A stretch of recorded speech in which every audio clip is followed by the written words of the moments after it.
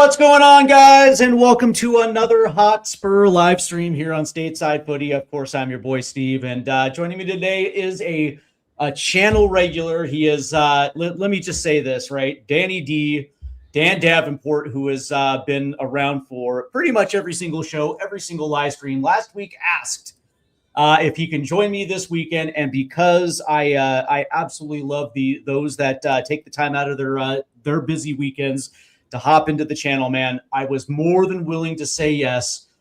So this weekend, we're on the live stream. A channel favorite is Dan Davenport. Dan, I hope you're doing well today, my guy.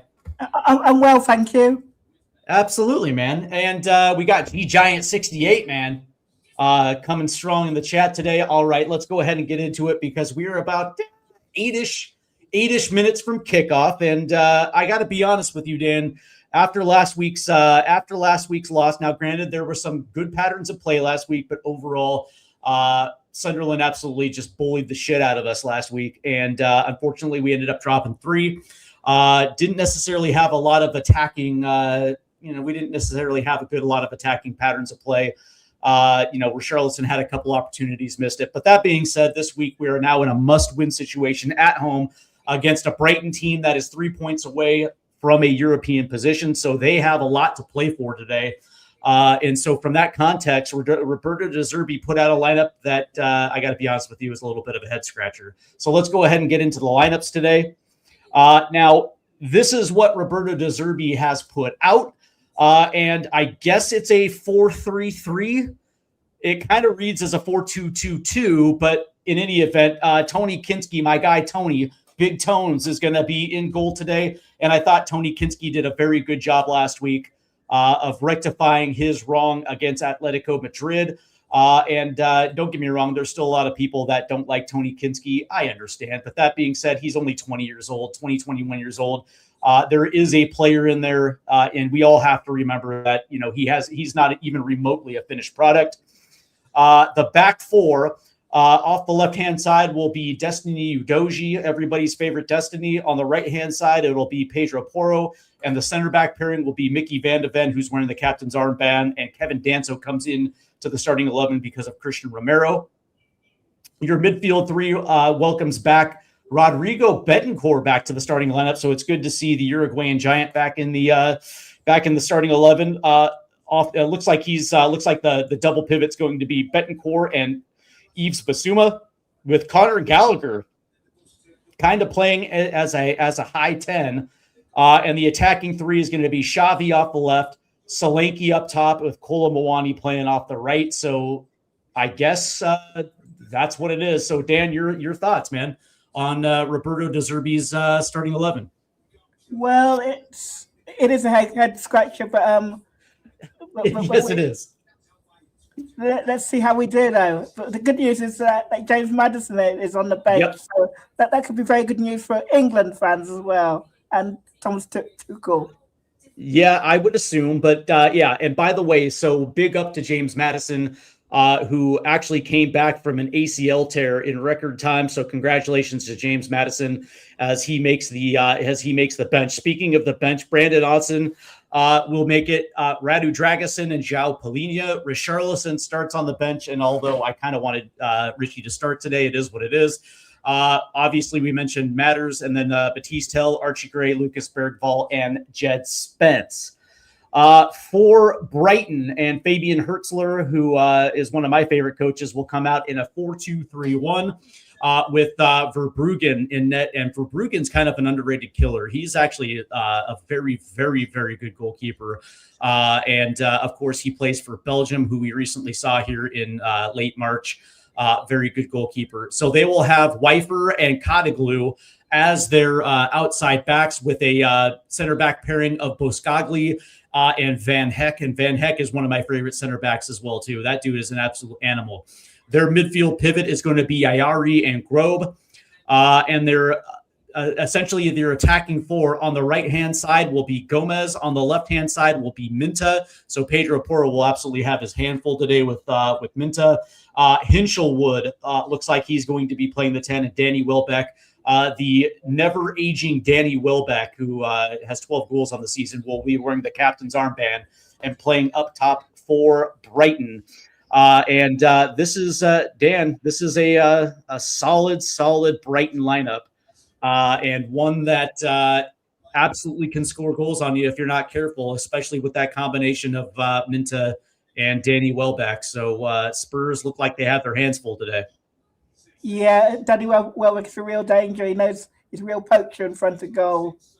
Yeah, absolutely. And so from that standpoint, I will say that this is a must-win situation for Spurs, and I know we seem to say that on a week-by-week basis, but this is kind of the point of no return.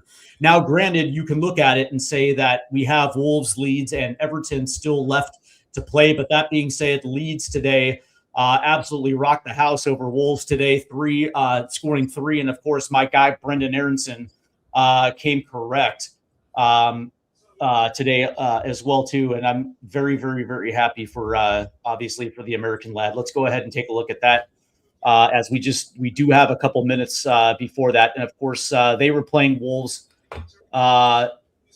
earlier today, and like I said, they scored 3, and of course Leeds is right there, and it looks like they're going to stay up, and it looked like Okafor, Justin, and Dominic Calvert-Lewin. How about the resurrection of Dominic Calvert-Lewin, for Christ's sake? That is absolutely fantastic. If we lose against Brighton and Forest and West Ham win their games, we'll be 5 points as adrift. Right. And so from that, you're absolutely right. And so from that standpoint, that's why these 3 today are absolutely massive. And, here's what I will say. And this is, this gets back to something I read, a little bit earlier in the week, and it actually touched home, and it kind of drives home the point. Because I've been saying this, essentially since Igor Tudor was hired to be that little firefighter. The fact of the matter is, Spurs haven't scored more than 2 goals in a win in the Premier League since December. Against, I think it was against Brentford, as a matter of fact, December 6th. And so from that standpoint, in order for Spurs to pull this off, Dan, they're going to have to score goals. They're going to have to score goals in a bunch. And it has nothing to do with tactics. It has everything to do with confidence. But one of the things that I've absolutely noticed is the fact that Spurs are a terrible passing team. They don't progress passes through the mid. As a matter of fact, they're for a large portion of the season they actually welcomed pressure, and because of it, they weren't able to progress in tight spots. They were kind of left either stuck on the wings or playing balls forward. And because they just weren't able to score enough goals to make it worthwhile. And as we've kind of gotten down now to the nitty gritty, as we're in this relegation scrap, one of the things that that's come, very true, and especially last week against Sunderland, was the fact that we couldn't play any type of ball into the midfield. There was no combination play at all in the center of the pitch. And so from that standpoint, there was many times where Brighton would just suck pressure onto the ball and we would just turn it over. And so from that standpoint, I always ask this question, like, who are our passers? Who are the guys who are going to be able to not only withstand pressure, but progress the ball up the pitch? And for long stretches, our 2 best passers, in my opinion, at least in the midfield, were James Maddison and Kulusevski. And of course, those guys were up for a big portion of the season. We lost Bentancur for a good portion of the season. Now we get Maddison and Bentancur back. So who knows how that will look between now and the end of the season. But that being said, it's like, especially for a guy like Roberto De Zerbi, who is an attacking manager, one of the things that, on top of being able to score goals and finish, is being able to get ourselves in dangerous positions where we can actually take a shot on net. So from that standpoint, when I'm looking at this 11, Dan, I'm wondering who is going to be that guy who's going to progress the ball in the center of the pitch. I don't know. I agree. I don't know either. It's like Xavi's playing off the left, and so you would probably think that Xavi might drift a little in, but we're going to find out as we're getting ready for opening kick here at the Tottenham Hotspur Stadium. Spurs are playing to the north stand to start this thing off, and of course we are underway now. As Verbruggen will play this long down the left-hand side, and that'll get out, and so Spurs will have the throw in. I absolutely hate that play. Steve, what did you think to Javier Mascherano getting fired by Inter Miami? I wasn't surprised. If Leo Messi turns against you, you're cooked. You're absolutely cooked. And I heard that Mascherano had beef with not only Messi but Luis Suarez and a couple of the big guys in that locker room. And so I'm not surprised that Mascherano got fired. Not at all. Not at all. Who do you think that Inter Miami might sign in when the transfer window reopens? It's going to be interesting. I heard the name Xavi Hernandez, but I don't think Xavi's going to come to Major League Soccer. I meant signings. Ooh, that's a good question. That's a very good question.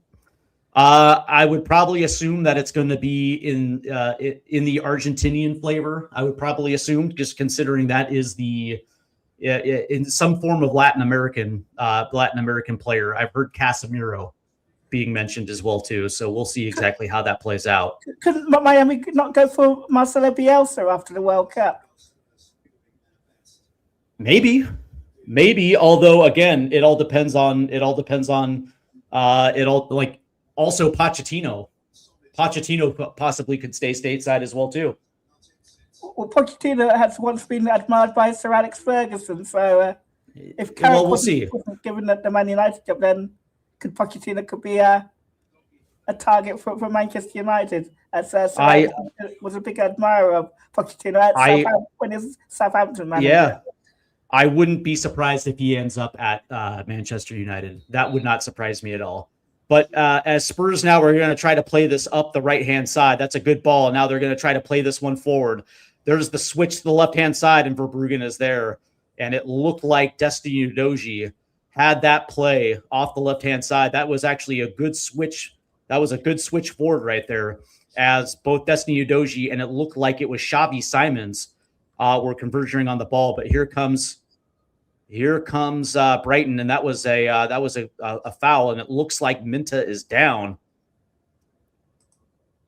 And you can see exactly that one-touch pass off that left-hand side right there, and it looks like Kevin Danso is going to be the guilty party here. But again, you can see the pattern that Brighton wants to play, and that was a good through ball right there. Had obviously Kevin Danso not straight up elbowed Minta right there, but you can see they're trying to unlock that speed. They're going to try to use Minta. I would probably assume quite a bit all day today. Greg 1987 in the chat says, "Happy Saturday, Steve and Dan. I know how important today is for y'all." It's a little important, I would say. That's a good. There was a ball forward right there, and it looked like the ref is going to call this one back here. Yeah, Spurs were trying to start quickly here. It looks like there's going to be a foul right there.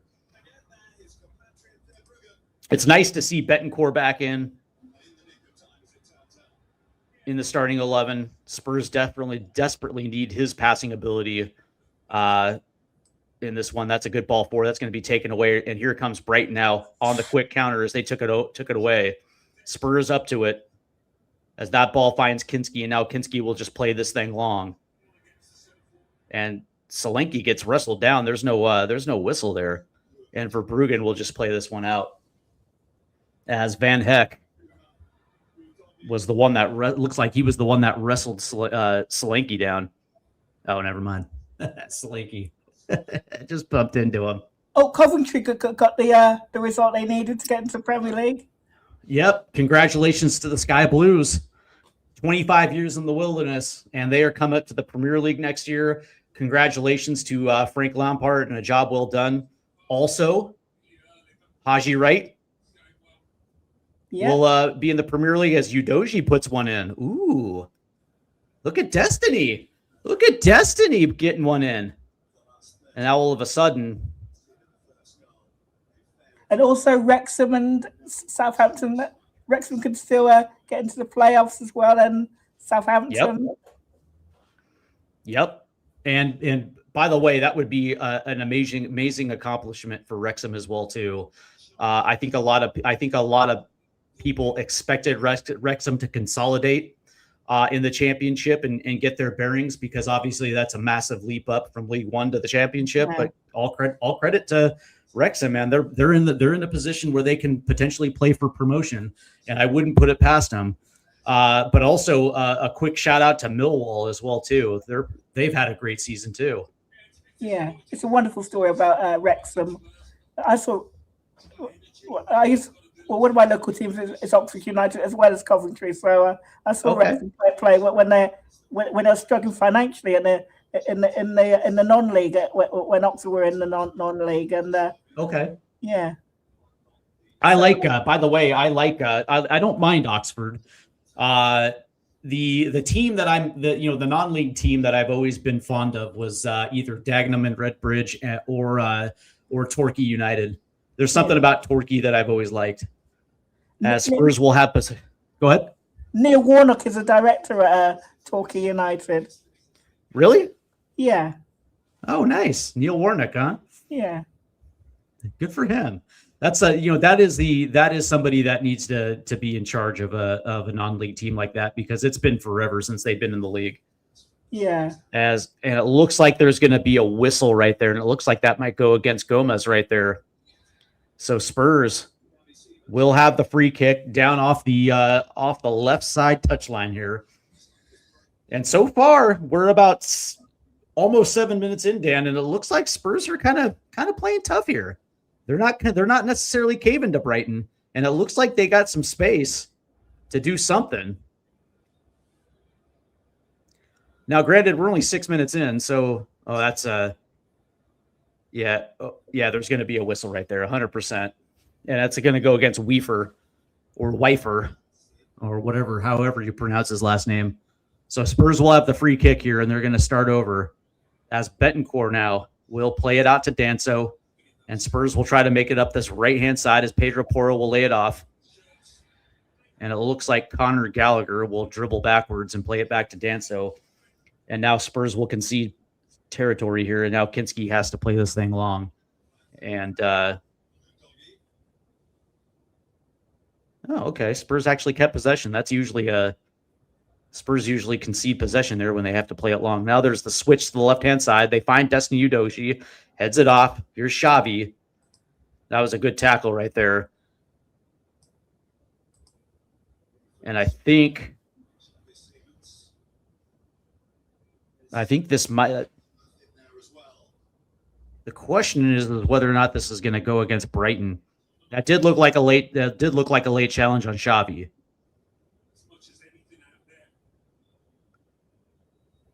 So we're almost 10 minutes in, Dan. How do you think Spurs are playing so far? Playing okay at the moment. Has anything stood out to you? But not really. Okay, fair. Okay. I think Spurs are actually passing the ball pretty well, all things considered. It's going to be interesting to see if Roberto De Zerbi is actually going to keep players forward when Brighton have possession. Try to get quick turnovers and progress the ball higher up the pitch. It's a little too early. We're still in the first 10 minutes, so it's a little early to necessarily see that. But last week against Sunderland, they fucking bunkered every single goddamn time. So this will be a free kick as Xavi will be standing over this one.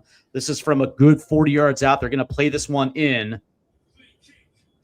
Ooh. Oh, how was that not a penalty? Spurs come away with the ball here. And now there's a ball in, back post. That's going to be cleared out. Ah, God damn it. Spurs come away with it, though. Popped up. Ooh, that's good defense. And now they're going to blow a whistle. And I think this is going to be a goal kick here, but how was that not a penalty? So Destiny Udoji gets the inside on Minta. Ooh, okay.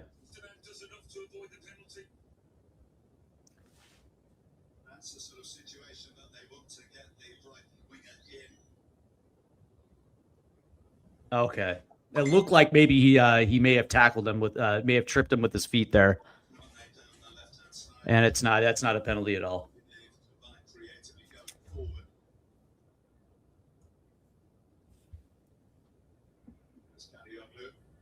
As fans were up in arms right there, but after the replay, 100% after the replay, it does look like that was the right call there. as Spurs had an opportunity. So this will be a goal kick for Brighton, as they will play it out of the back here, as Verbruggen will play this one long. Headed forward. That's good passing right there. And Spurs do a good job of blocking the forward pass. And now that ball is going to have to go back, and they're going to whistle one against Yves Bissouma right there. Just a quick reminder for everybody out there to make sure they hit that like and subscribe button and hit that notification bell so you don't miss out on any upcoming stateside footy content. Tonight, it is the MLS live stream, NYCFC versus Charlotte. And tomorrow, I welcome Billy T for Change from Tottenham to the program as we talk about Roberto De Zerbi's first 2 matches in charge, what we have seen, and whether or not this team is going to stay up. So that's going to be a very good show tomorrow. So definitely make sure you tune in. So Brighton again will have the goal kick. And we will see what this will look like. Spurs have actually done a good job defensively. I will give them credit. As Spurs take it away high up the pitch, as Kevin Danso is on the ball. That's a good. Oh, that looked like a good ball forward, but Brighton take it right away. And now here come Brighton. And now Spurs take it away. Good Lord. Oh, that was a bad pass. Now here come Brighton. They're going to move quick. Tell you what, tomorrow's game is going to be a super exciting game tomorrow. Man City against Arsenal. Could be title decider, that game. I know. And this is like the rare times where I will say, go United. This is the one and only time where I'll say it, Dan. I hope Man City beat Arsenal tomorrow. Oh, is it Man City or United? Yeah, Man City. Oh, Man City. Okay, yeah. So yeah, go City. Go City. Man United are playing at Chelsea, which will be shortly after this game. All right. Well, go United. I can't stand Chelsea at all. That's a good pass through the middle. I don't like Chelsea either. As here comes Brighton now, as they're moving down the left-hand side. That was a good ball in, and Pedro Porro does a nice job right there of breaking up that pass right down the right-hand side as Brighton played one to Minta, and Pedro Porro came up and wiped out that play. Very, very good job. Very good job right there by Pedro Porro. That was one of the areas that I was looking at coming into this match is that 1v1 between Minta and Porro.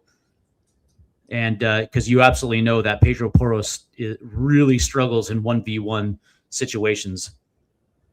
And here comes Udogie now up the left-hand side as he has space to operate. There's a ball in that's going to take a redirection. It's going to fall. Oh, Colo. Oh, it fell to Colo.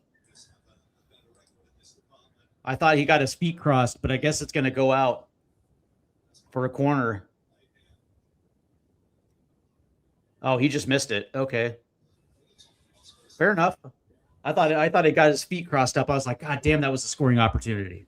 But Spurs will have the corner here as Xavi will take the corner. Spurs, at least in the first half of the season, were known for set piece goals. Not so much in the second half. Well, Pochettino is also being linked to Real Madrid for next season because it looks like Arbeloa might get replaced in the summer.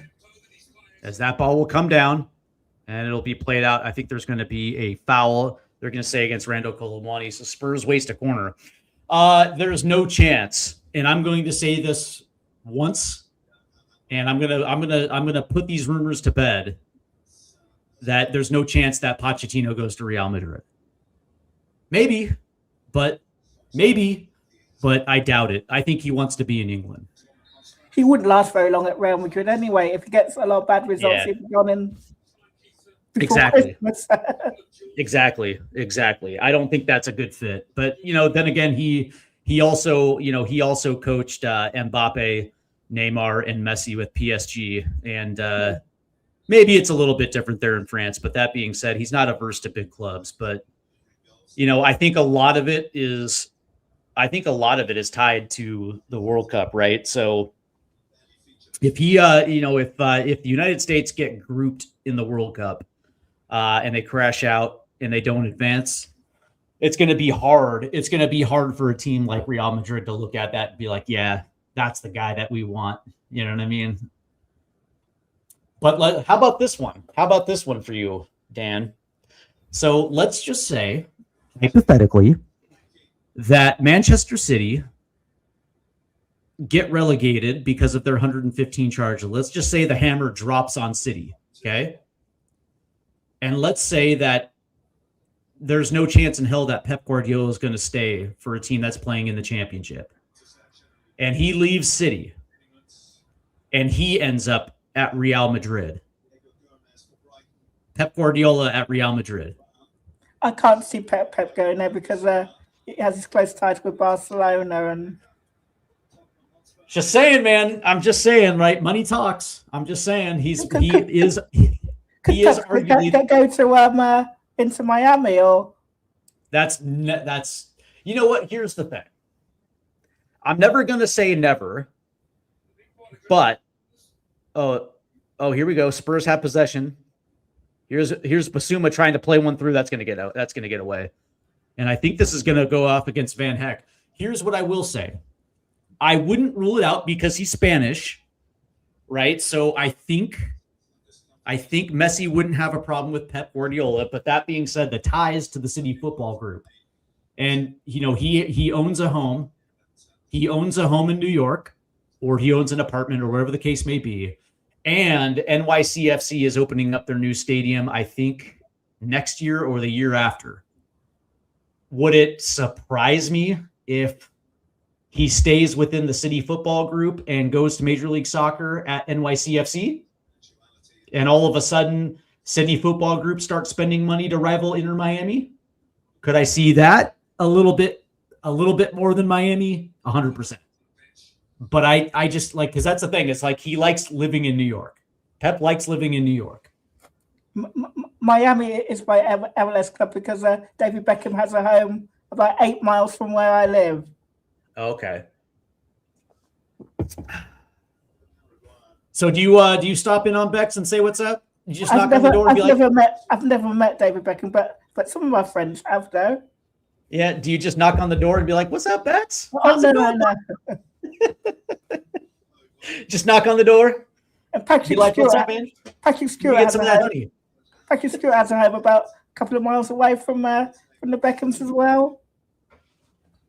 I'll say this, man. I actually did meet Bex once, and it was in LA, and it was just by chance. It was like when he was playing for the LA Galaxy, and I was down in LA for a Galaxy Sounders match, and we were staying on the beach, kind of, we wanted to stay close to the beach. We were down there for 3 days. And so we were like in Manhattan Beach or Newport, one of those beaches down there. And I dropped into like a coffee shop, and Bex was in the coffee shop getting coffee. Yeah. And surprisingly, like people weren't mobbing him. It was wild.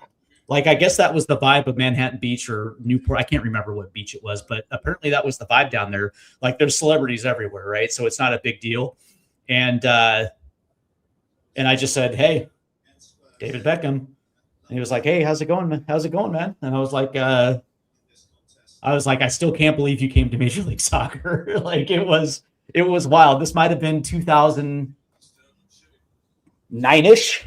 Somewhere in that area. It was pretty wild. He was actually pretty nice about it. So I will give David Beckham credit. He's a nice guy.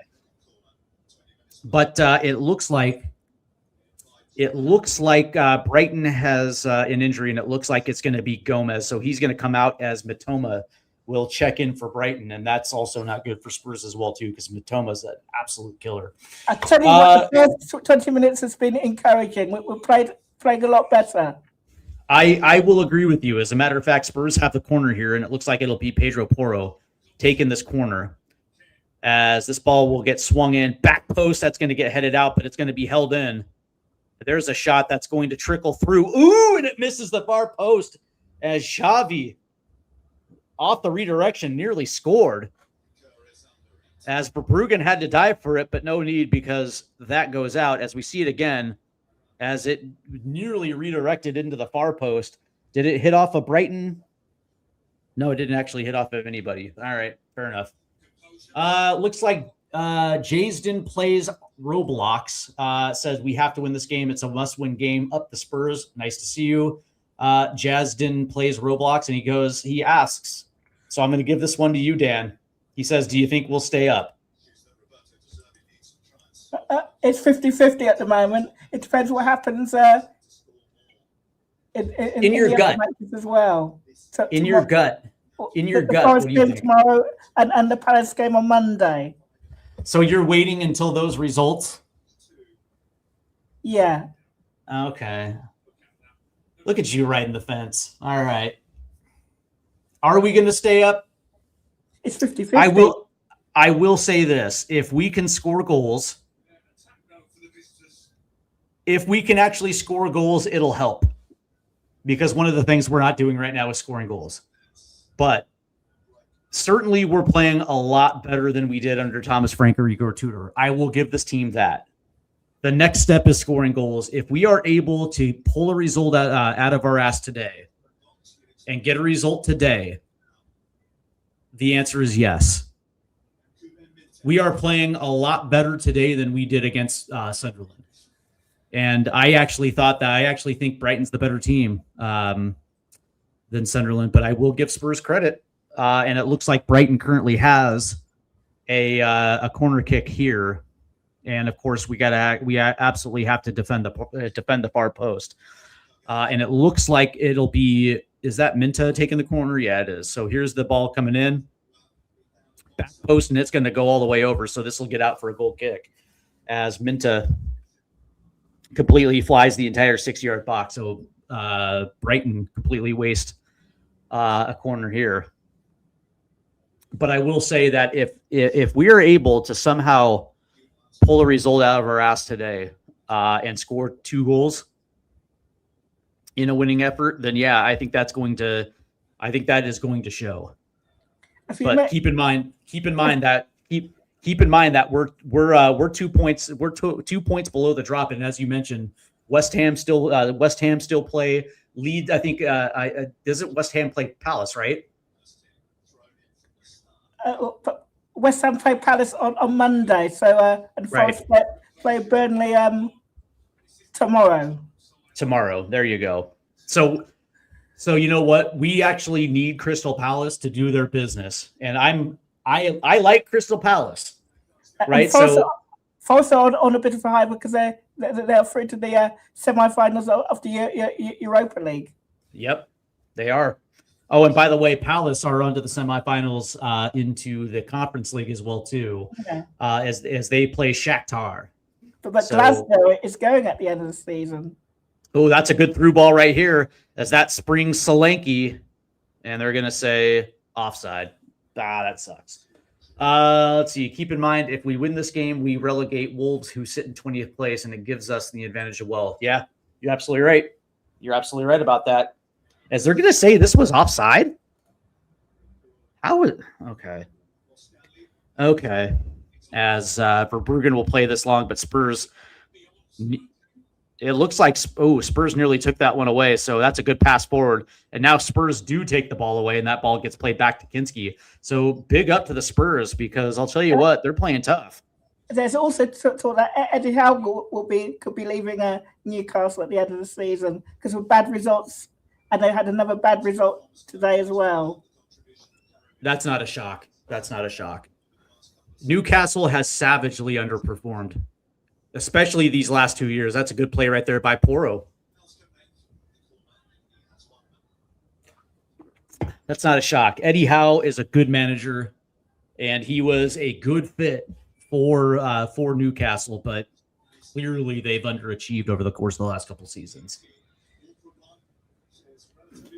It also didn't help that they lost their striker this summer as well too. So this will be a corner for Brighton at the 25th minute. And it looks like the corners are 2 apiece here. As it looks like Grobe. Is that Grob? Grobe? As this one will go to the back post, and that'll be headed away. That'll get out. So good job for Tony Kinski right there. As Kinski just pushes it away. There you go, Tony. Big tones. As there's Vicario. As he had the hernia surgery during the international break.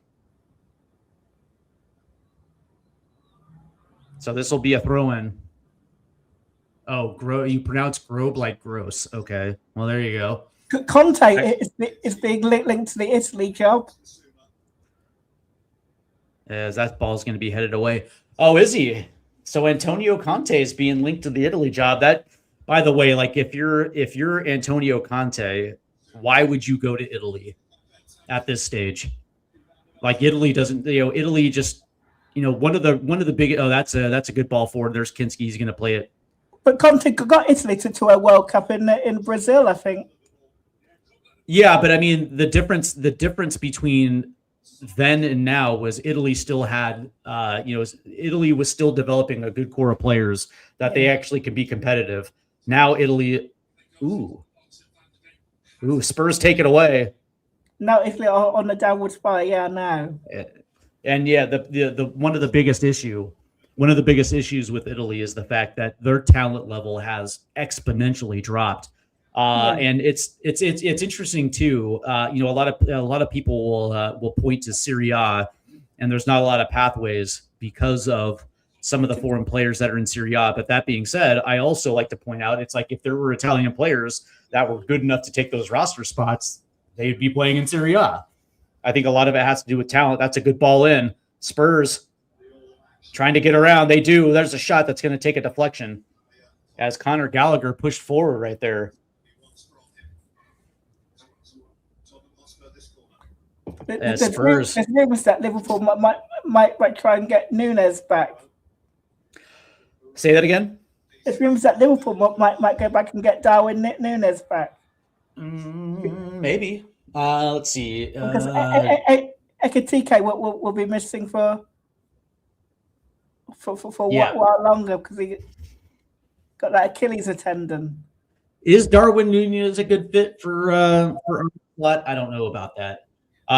Jazz for Liverpool. Yeah, that's what I'm saying. I don't know if that's a good fit at Liverpool anymore. As there's gonna be a whistle as Mickey Van de Ven will get called for that. Jasden plays Roblox, says if we lose today, lose to Wolves and lose to Villa, Leeds could relegate us on the 11th of May. I don't think we're going to lose to Wolves. I think Wolves are absolute garbage. Then again, our record at the Molineux isn't exactly the greatest, so who knows? Alex says, "Are we looking like we're going to score?" It looks like it. It looks like we're applying the pressure. As that one is going to be taken away again. Spurs creating high turnovers here, and there's going to be a whistle, and they're going to say that was against Xavi. How is that a penalty? How is that a whistle? Spurs do a good job. They've done a good job in these first 30 minutes of really clogging passing lanes and taking away that central pass of Brighton. Brighton wants to move centrally, and Spurs have done a good job. As this one will go now out to the outside. There's a ball in, and that's taken away.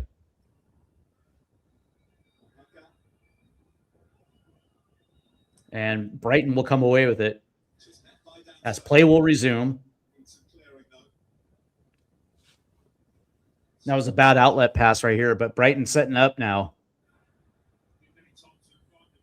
As that will go to Minta off the right here.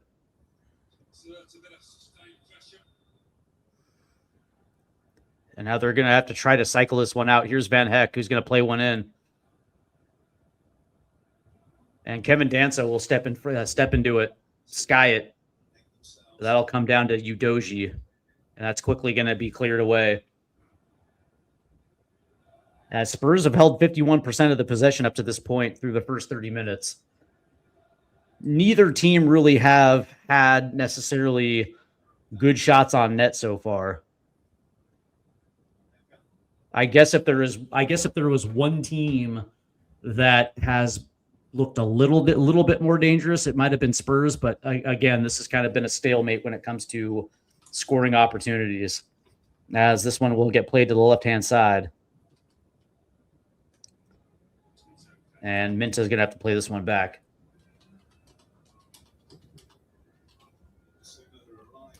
As now Van Heck will play it down the right-hand side. Here's Matoma. Oh, actually, that's Minta. Ooh. As that one will go off the crossbar, and it looks like Basuma's down. He took a stinger to the hand. So yeah, so Minta is on the right now, and Matoma looks like Matoma's on the left. Okay, that makes sense. That actually plays well. That plays a little bit well for Spurs, because I'd rather have Destiny Udogie being responsible for defending Minta. Excited to see Madison on the beach after 8 months. That's on the bench. Okay, I thought you said beach. So Minta will play this one in. That's going to be immediately cleared, but held in by Brighton. Here's Minta. He will hold it in, play it to the back post. Oh, and it doesn't go in. Oh my God! Brighton nearly scored. They're going to say offside. Okay.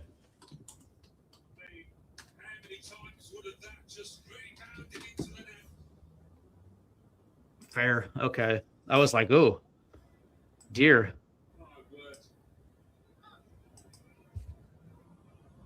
Well, the sort of luck that has deserted Tottenham in recent weeks, and certainly with the deflected goal that won it for Sunderland last week. Wow. As that nearly went in, as it just stayed out. Wow. As that one came down to the far post, and looked like it was Danny Welbeck, but Spurs nonetheless are lucky. And now they're going to try to play one forward, and right there is Verbruggen. So,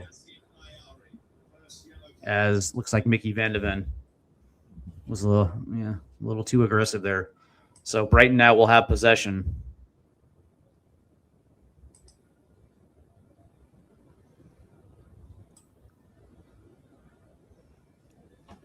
And here comes Brighton now.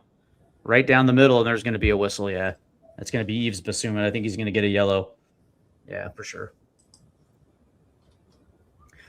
Let's see. It's not mathematically safe, but it's probably safe to say that Leeds are out of the relegation race. Yeah, so Forest and West Ham are the teams. We need to leapfrog now 100%.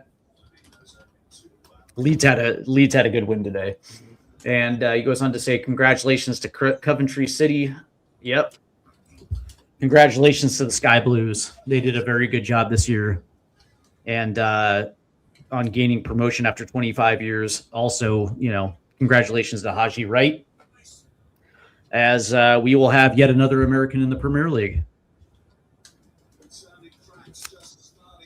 So this will be a free kick for Brighton, as we are now in the 34th minute here in the first half, as that ball will go in.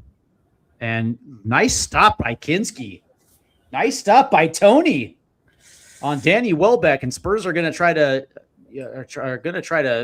move this ball quickly here.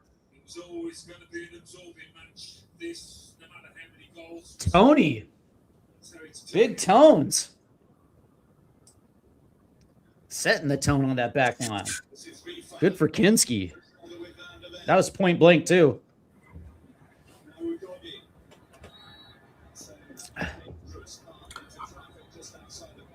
As that ball is going to go forward, and there's just nobody there. So Spurs concede possession. Oh, I hate that. I hate it. And now you're starting to see Brighton open up some of these patterns of play, and there's a good ball through.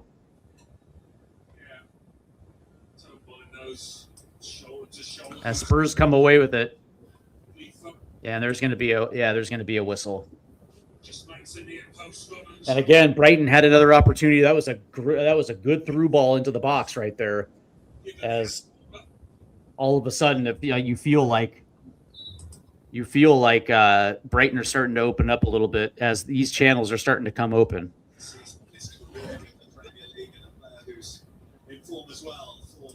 As Weaver made a nice little run into the box there.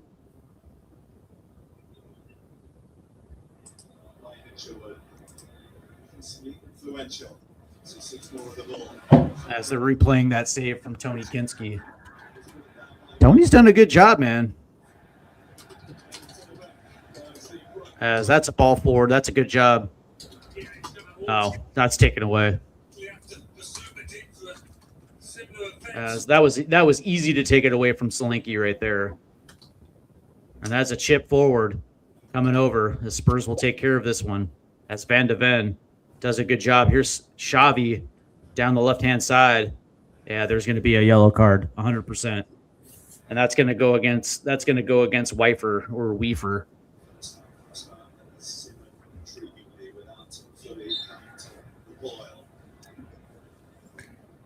All right, so let's see. Just out of curiosity, who else is coming up?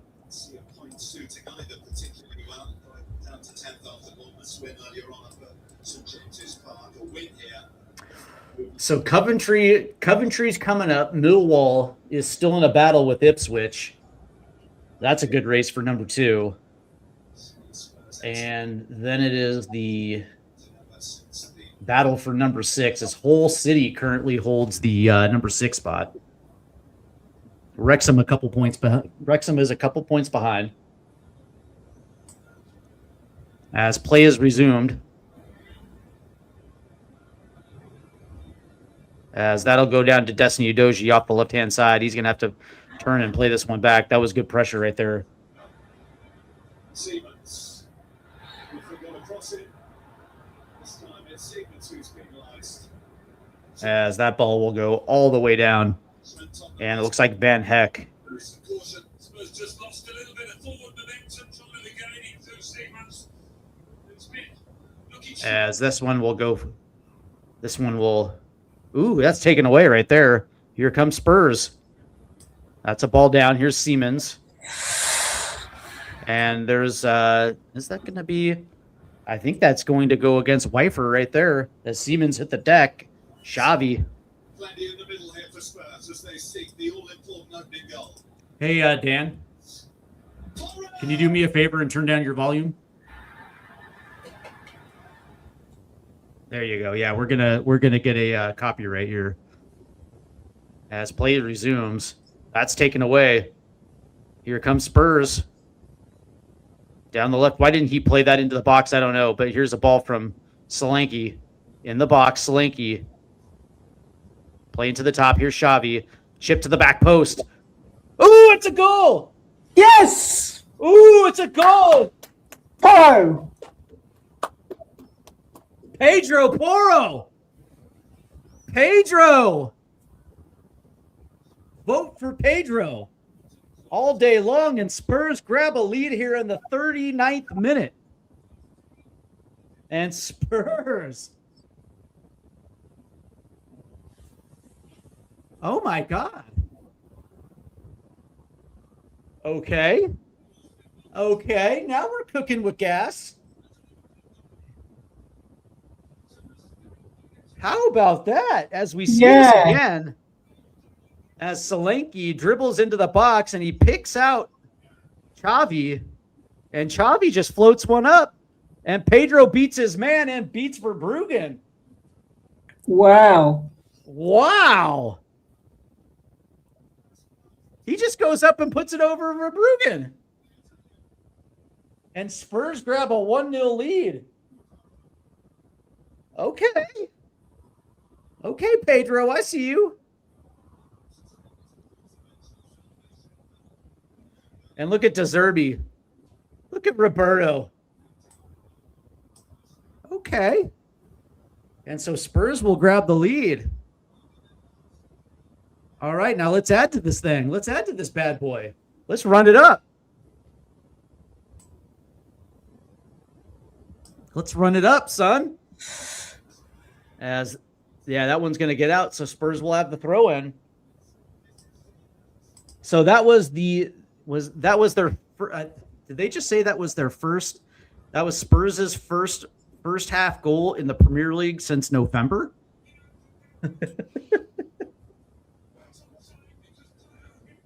Unbelievable. All right, so there's the throw, and that comes down. There's a dribble through, and now here comes Spurs. There's a ball in. Oh, it's the post. Oh!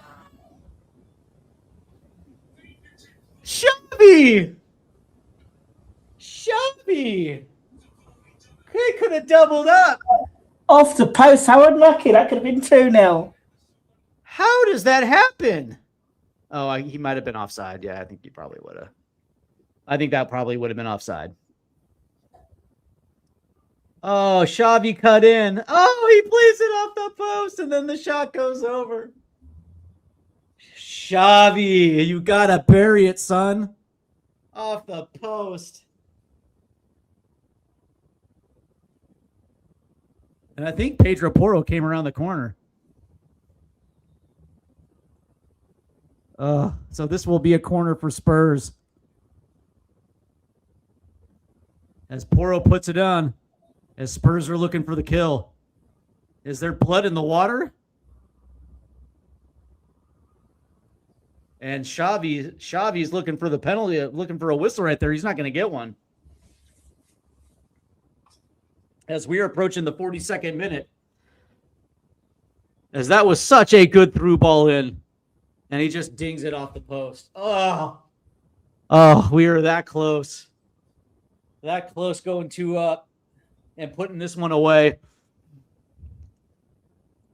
Oh, look at the animation from Roberto. He's on his knees. And Pedro missed it too. Oh, Danny, we're this close. I know. Oh. This is a whole lot better performance. Night and day. We actually might win it. There's a chip forward.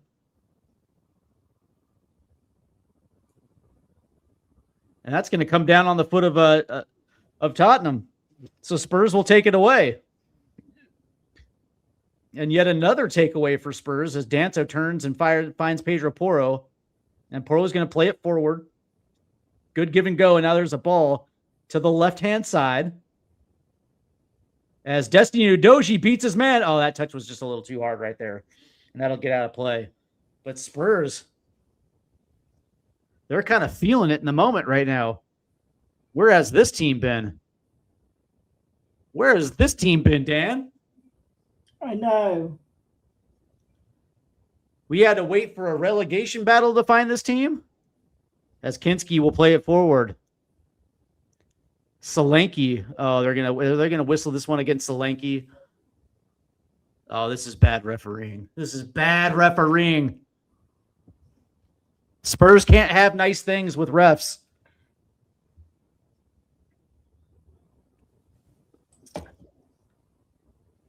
Yeah, and Van Heck just sold it. Oh, that was bad. That's such a bad call.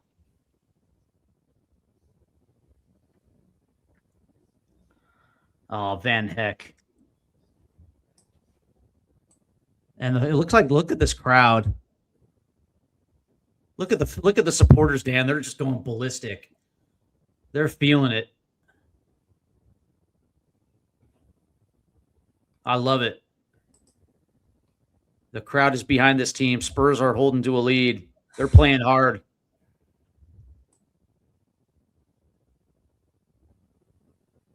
Spurs are pressing too. They're actually passing the ball incredibly well. Where was this performance? As that ball's going to be taken away. Last touch by Brighton. So I think this is going to go out for a Spurs throw-in. As Spurs are trying to put their foot on the pedal here. I love it. I absolutely love it. As we are now approaching the 55th, so there's going to be 5 minutes of added time here at the end of the first half. Let's see if Spurs can go for a second here and put this thing away. Second goal would be ideal. Oh yeah, you're not wrong, Dan. This is good dribbling down the left-hand side. in traffic. That's a good. Oh, Solanke. Solanke. Did Mickey Van de Ven just dribble out of 4 defenders? I think he did. So Brighton will have possession here as we are now approaching the end of the first minute of added time. As that one will get out. So Spurs will have the throw in. I listen, this is the best that this team has played since, let's see, when's the last time this team played this way and looked convincing doing it? I'm going to say, I don't know.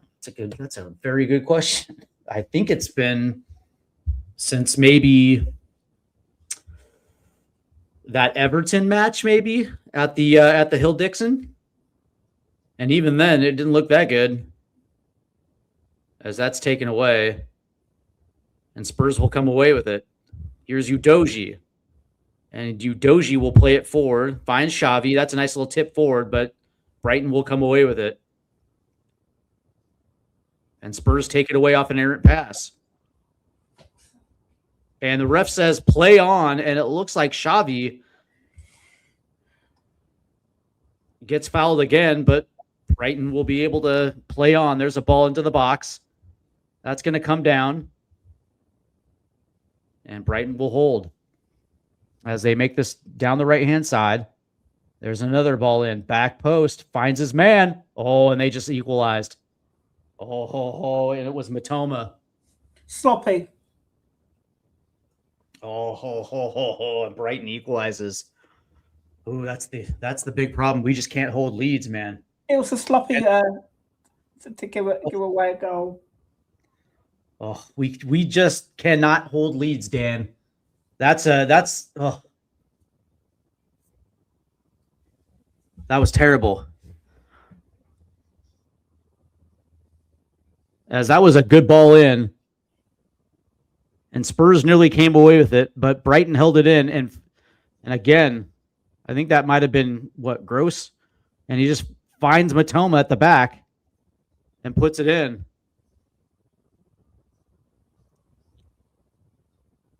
All alone, too.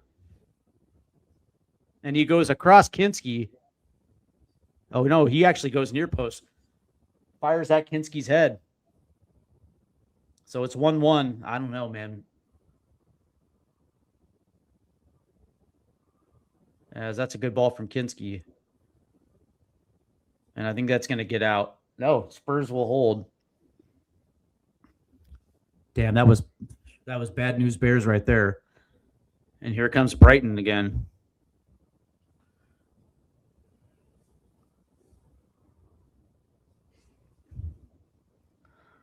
And that's the silly part. That's a good Spurs just step right in front of that pass, but Brighton somehow manages to get away with it. There's another to the, there's Matoma again.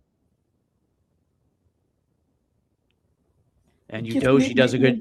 We just need to hold it to 1-1 at 1-1, and then regroup at halftime. As a heavy touch right there. And hopefully, Richarlison will come on as well at some stage in the second half. I would like to see Richie. I would. As that was a heavy touch right there by Xavi, as Van Heck just plays it out. So Spurs will have the throw in here.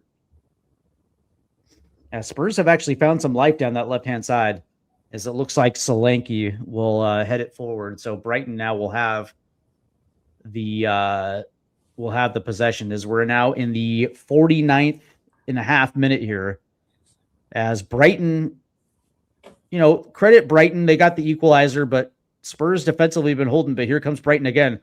And again, very good positioning as Spurs step in front of it and just play it out. So it's nice to see that Spurs have actually held their head here.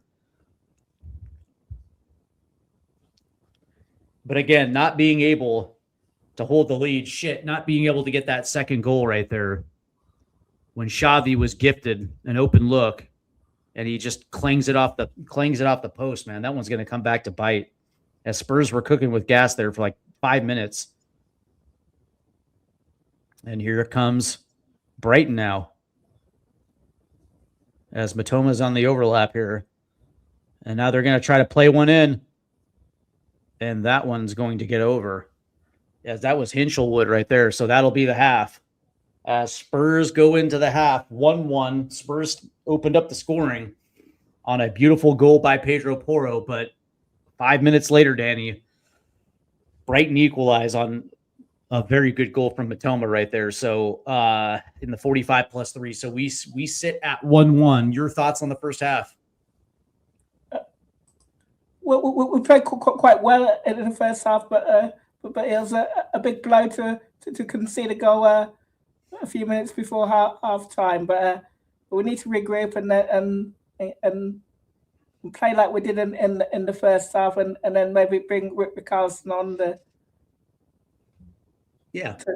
as another option to get us to win. I am with you. I thought Spurs actually controlled a good portion of that of this first half. On top of even when they conceded quickly, I still thought that Spurs did I thought Spurs were the ones that were kind of controlling the tempo of this match. And again, not being able to get that second goal was kind of painful right there, just considering how quick Brighton conceded. But let's go ahead and get into the halftime stats here. As Spurs are losing the possession battle 54-46. XG, Spurs do lead that 0.80 to 0.24. Total shots, Spurs 7, Brighton 3. That's actually kind of huge. Shots on target 2-2. Big chances, Spurs have had 2. They've missed 1. Brighton has actually had 1 big chance and they missed it. Accurate passes, Brighton 163, Spurs 142. Fouls committed. It is Brighton 10, Spurs 9. Corners, Spurs lead the corner battle 5-3. In the XG play from open play, Spurs lead that one 0.67 to 0.09. And on set play, Brighton lead that one 0.16 to 0.13.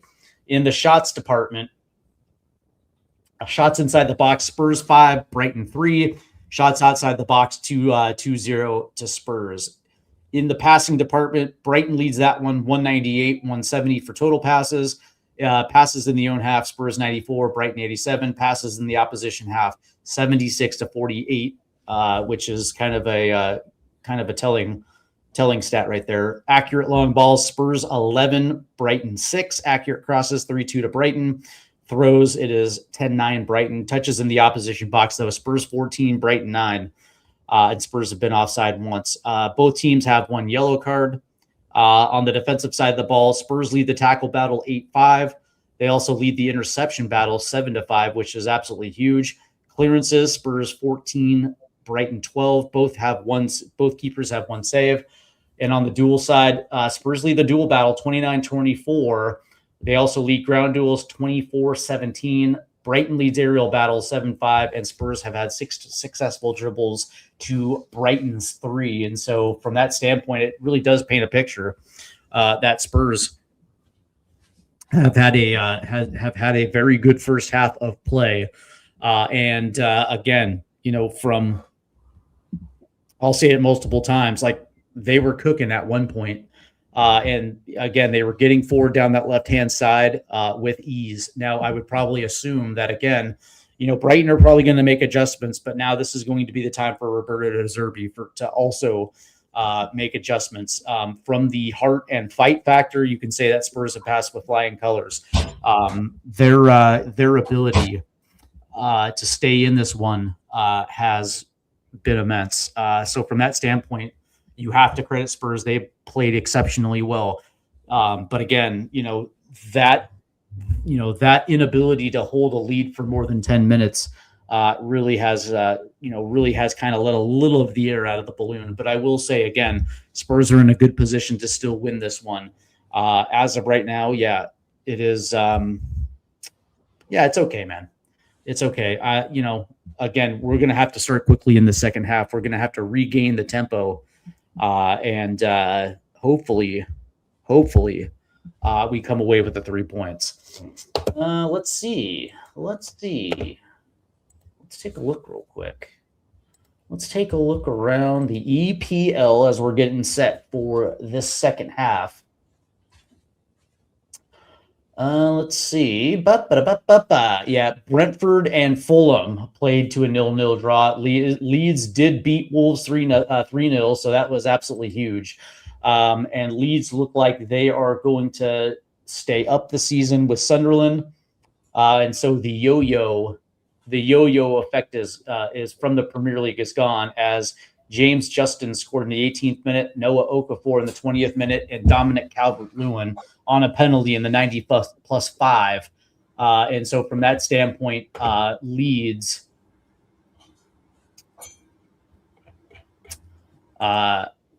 put themselves in 39 points in 15th position, and Spurs are currently 8 points behind that, sitting on 31 points. And so again, today, if Spurs were able to pull this one out, they move to 34 points.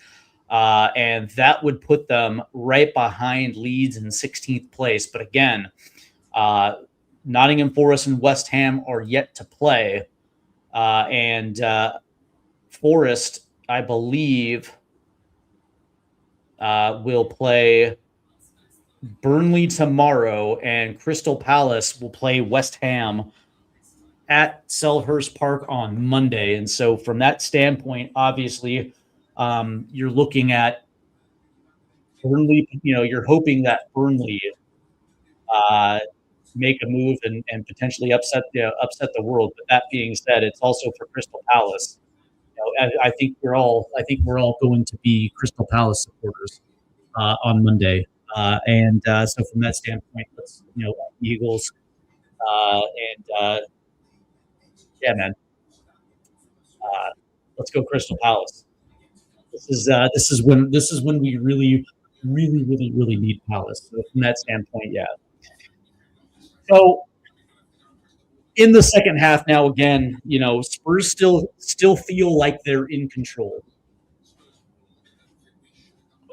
Pardon?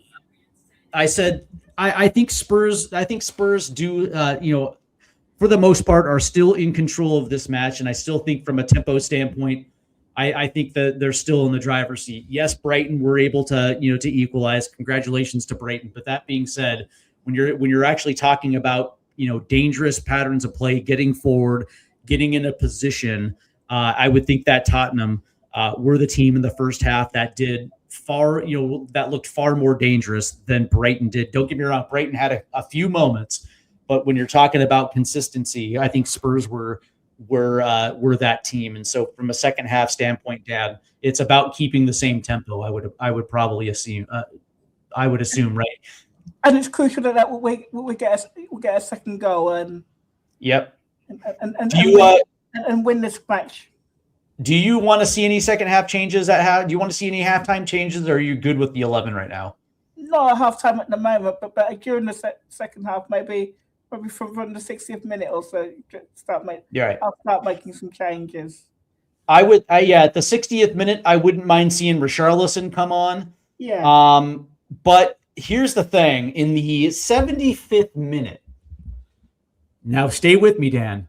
In the 75th minute, I want to see James Maddison come in and get 15 minutes at the end. Get 15 minutes at the end and bang in the winner in the 85th minute.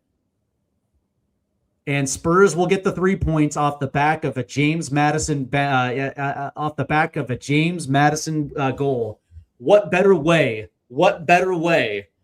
fitting for James Maddison to come back in his first game and get the winner and get the 3 points? How do you feel about that? That wouldn't be bad either, but let's see what happens in the second half. All right. You're raining on me, Danny. You're raining on me. You're supposed to agree. You're supposed to be like, yes, matters with the winner. All right. So let's we have Yo-Yo M4L. Yo-Yo. What's going on, Yo-Yo? Hope you're doing well. Are we looking good in the match? Haven't been watching? Yes, we are. We are definitely looking very good in the match. And how's the atmosphere seem? It's absolutely electric. This crowd has been very good.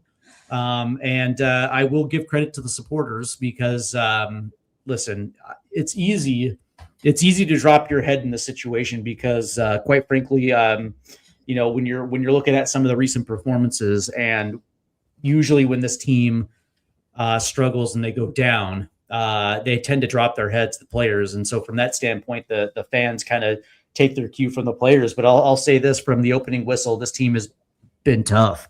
They've been playing absolutely tough. And, you know, that's kind of energized the supporters and it's energized the crowd. And, you know, from that, you know, they're hanging on this team's every move, which is the way it's supposed to be. Man, again, I give credit to Spurs, man. This is the team that we've been waiting to see essentially all season. Like, we know that this team is geared around attacking football. Most of these players were brought in for attacking football. And now all of a sudden, they're back to what they do best. And you can see that for the most part, they look comfortable doing it. So yeah, I was absolutely quite happy with this first half. So I'll be back in just a second because I'll be back.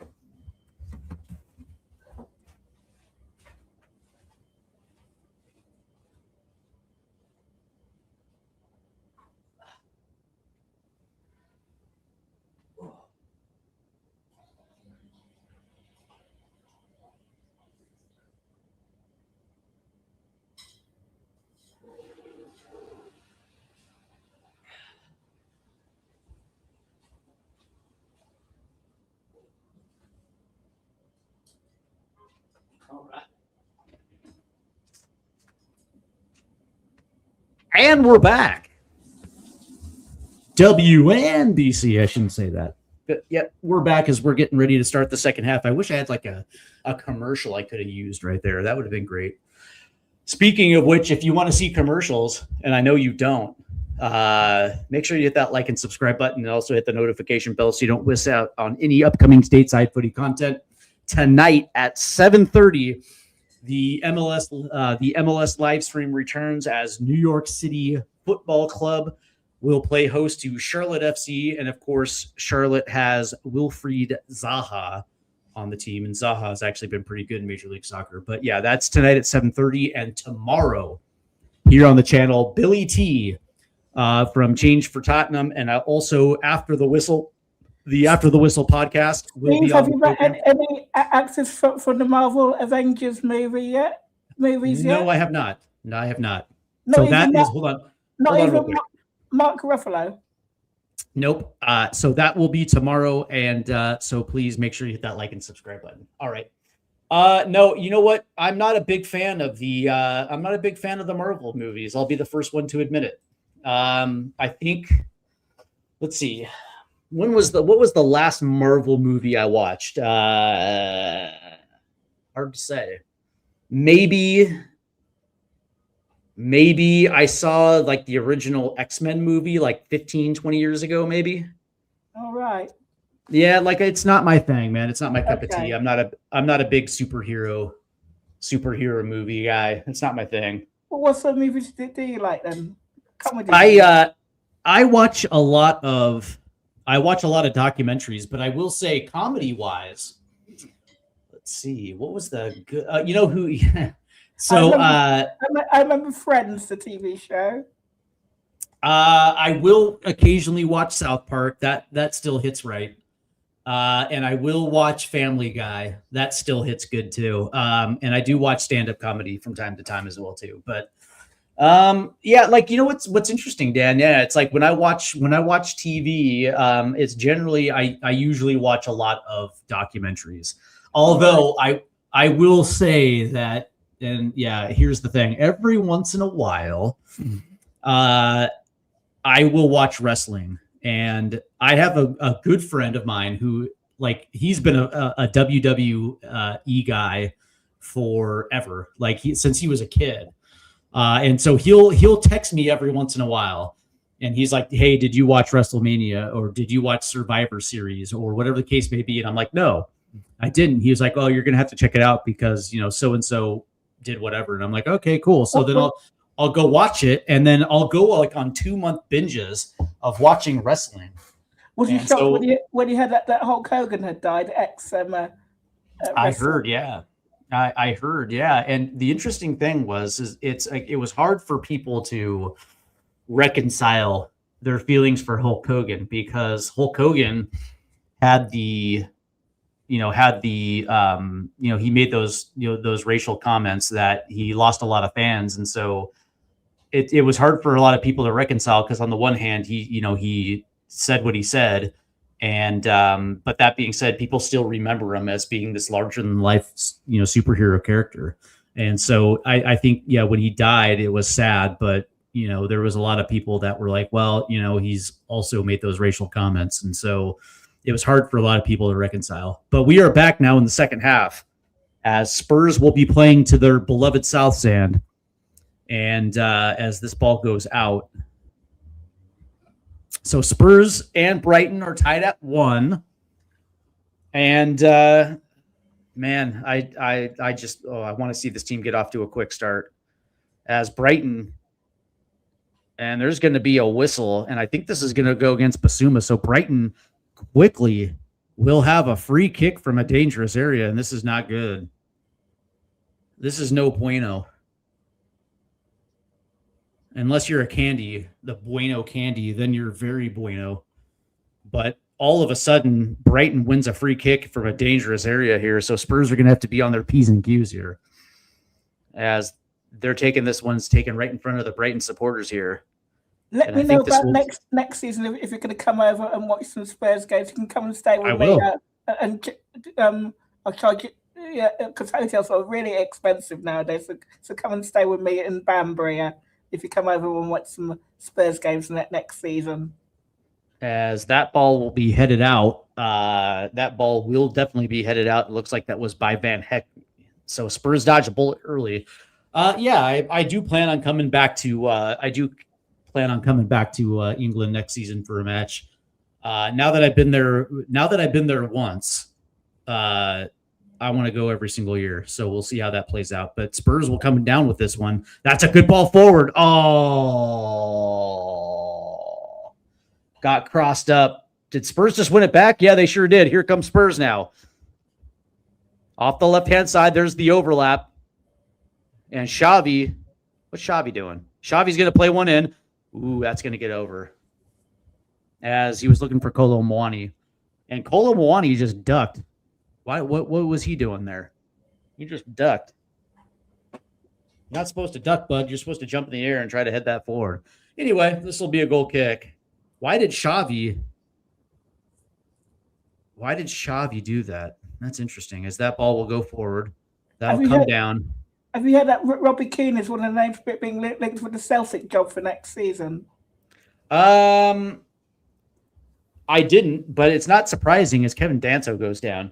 See, that's the next step of the progression for Robbie Keane, right? I know a lot of Spurs fan wanted Robbie Keane to get the job, but he's at Ferencváros right now in Hungary, and going from the Hungarian Super League to the Premier League, it might have been just a little too big of a jump, right? The next progression for him is to go to a team like Celtic or Rangers, and that would be a good step for Robbie. And if he does a good job with Celtic, and we know that De Zerbi is not going to be around forever. In 2-3 years, De Zerbi's going to be gone, so that's potentially good timing for a guy like Robbie Keane to eventually take the job. But here comes Brighton now. Oh, that's a good play right there, as he dribbled out of trouble. And now they're going to play this back to the right-hand side. Oh, that's a good move. Oh, that's a block. That's another block. And now Spurs will clear it.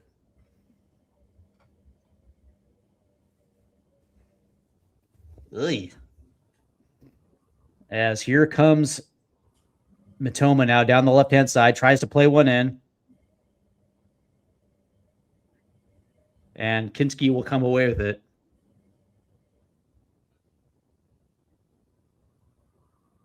As I want to see this again. Are they going to say this one went out? Yeah, Spurs did a good job right there of defending, because Brighton made a couple of nice passes to get free. Yeah, they're going to say this one out.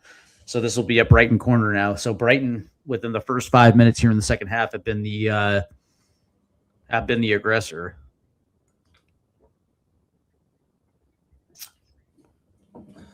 As this ball gets swung in, back post, headed down, and Spurs will come away with it and clear it. Is that Xavi? Yeah, it was. And how are you just going to let Brighton come away with this? As we're now in the 50th minute now. So 5 minutes into the second half, and Brighton has won 2 free kicks now. In Spurs side of the half. As they swing this one now to the left-hand side. That's a good ball forward. As Matoma breaks free, now all of a sudden they're going to have to try to progress this one. As you can tell that Brighton wants to play this down the left-hand side. As Kola Mwani. And they're going to say Spurs will come away with this. And they're going to say this one was against Matoma, apparently. Yeah, they say that Matoma dived, huh?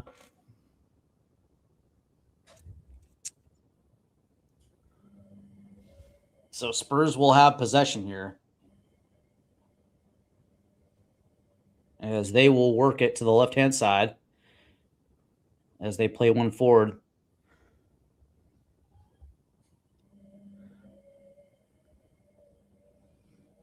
As they will move this now to the right-hand side. It's Kevin Danso who's going to play it down. Pedro Porro nearly lost it as Matoma is going crazy. Nice play right there by Kinski. And Spurs will hold on to it. As they play this one forward. Here's Kolo. Kolo now trying to get around the corner. Kolo does. Kicks in. Kolo. As Kolo will hold on to it. There's a ball in. And that's going to go out of bounds. So Spurs will have to throw in. Not a bad little progression down that right-hand side. Clearly our weakest side with Pedro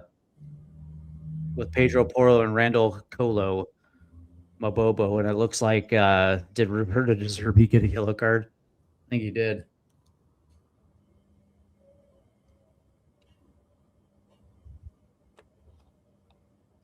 I think he stepped on the field to play. Nah. Whatevs.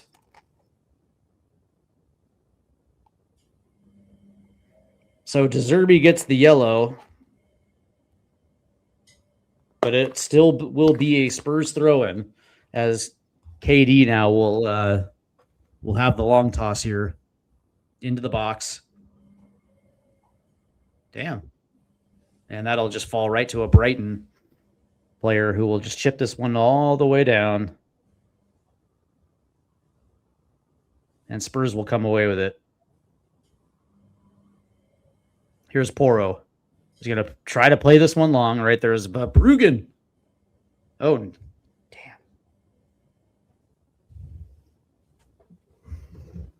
As Brighton now will hold possession. As De Zerbi's going to have to start thinking about using his bench now. Because essentially this entire second half, it's been essentially all Brighton.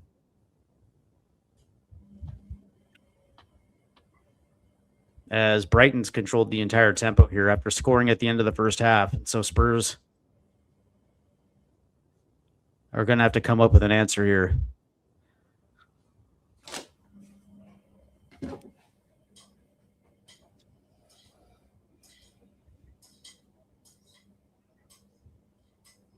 As Van Heck plays one forward, that's taken away. It looks like it's Yves Basuma.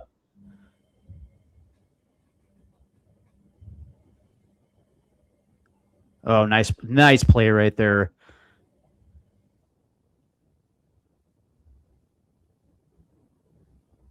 Is that Connor G? Yeah, it is. As it's Kevin Danso now.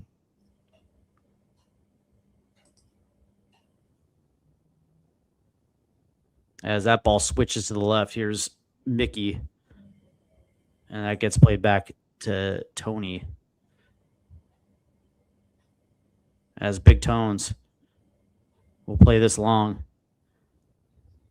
As Colo's trying to get there, and that'll get out. Oh.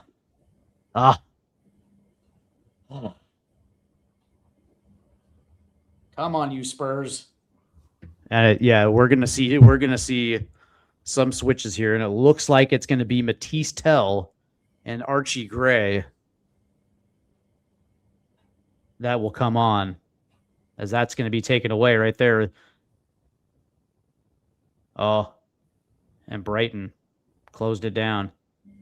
Nice play by Mickey, as Basuma did a very good job right there. So here's Kevin Danso. Come on, Spurs. Pedro Porro's open. Oh, nice move. Nice move by Kevin Danso. It frees Pedro Porro, who's going to dribble. And Porro now will play it in as Van Heck gets to it. Headed forward. As that comes down, it's Randall. Ooh. And that'll get out of play as Conor Gallagher last to touch it. As that was flicked on, as Conor Gallagher got into a space. And yeah. Tried to draw the penalty. But here we go, as Yves Basuma now will come out. Looks like for Archie. I would have put Richarlison on instead of Tell. Yeah, I think I probably would have too. And so Archie Gray will check into this one, and Randall Kolo Mwani will come out for Matisse Tell. All righty. So are they going to switch sides, Matisse Tell and Xavi, or is Telly going to is he going to grab the right-hand side? Looks like he's on the right. So Verbruggen will play this. I kind of like it. Not going to lie. Matisse Tell on the right-hand side. As Udoji will get that ball as he tries to chip this one forward. As this comes down. Oh, taken away right here. Gallagher's been working really hard in this match. I would agree with that. So is who's worked incredibly hard is Kevin Danso. As this one will come down and it'll get out of play. Yeah, Danso has actually been playing incredibly well. As this ball will find Verbruggen, and Verbruggen. Look at Conor Gallagher challenging Verbruggen there. Look at that. Look at his run. How about Connor? Connor G money. As it looks like Brighton now will play out of the back. So the hustle is there.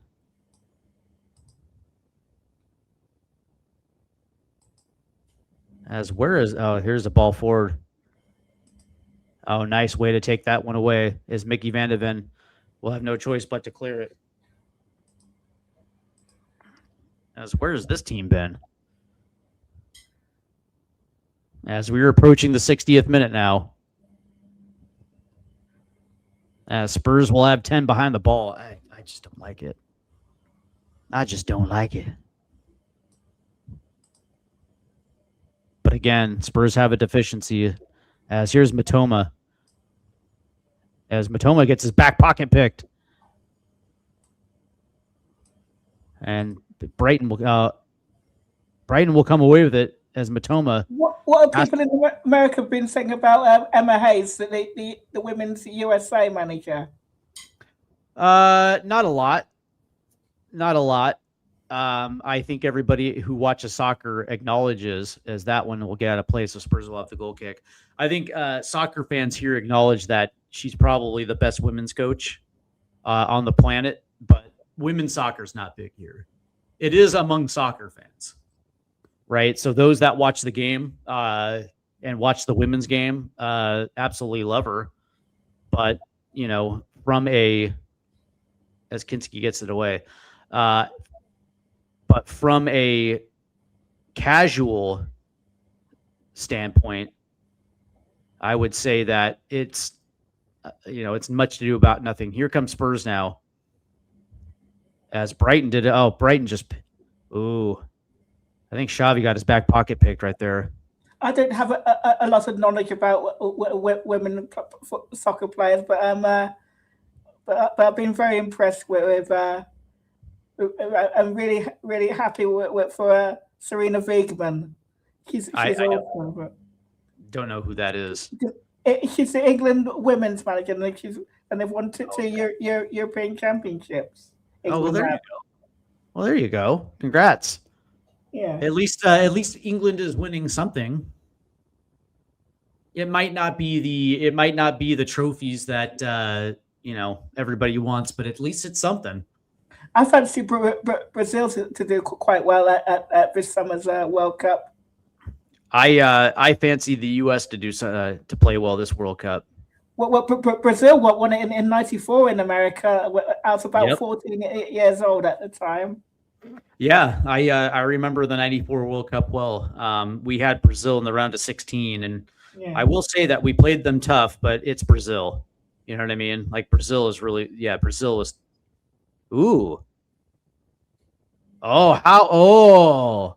And Sweden, but back in '94, had a six team as well. Henrik Larsson scoring goals for fun with his long hair. How was that not a penalty? A slide tackle from behind in the last sequence. The Spurs were moving forward, and now they're gonna blow a whistle against Udoji. What is going on here?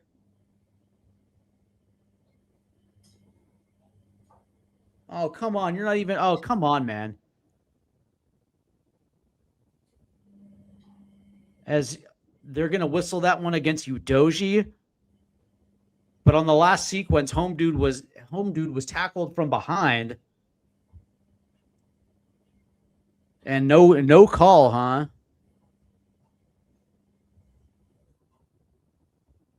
Yeah, dude, these refs are unbelievable. Like, I mean, literally, these calls are literally changing the flow of the game. So this will be a free kick, as now they're going to try to switch this to the left side, trying to find Matoma, and Spurs will take this one away. That's a good pass forward, errant. We need to make some changes. As now Brighton will try to move quickly to the right-hand side. And Spurs do a good job of taking that one away. That's a good give and go. Here comes Spurs now. And I think Van Heck just wiped out Xavi.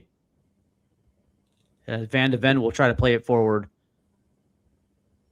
That'll get out. Yeah, they're finally, these tackles from behind, man. You're going to have to start calling them.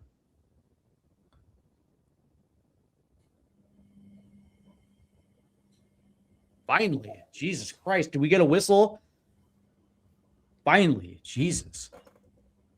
Steve, has Lionel Messi done any interviews in English yet? Nope. Is he still pretending he doesn't speak English? Yep. He speaks English. He speaks English fine. Yeah. Here comes Brighton. Yeah, because you know who in the White House that said to Messi, I saw Pele play for New York Cosmos. You know who in the White House when they were there. You talking about Trump? Yeah. Yeah. Okay. He probably did. Probably did.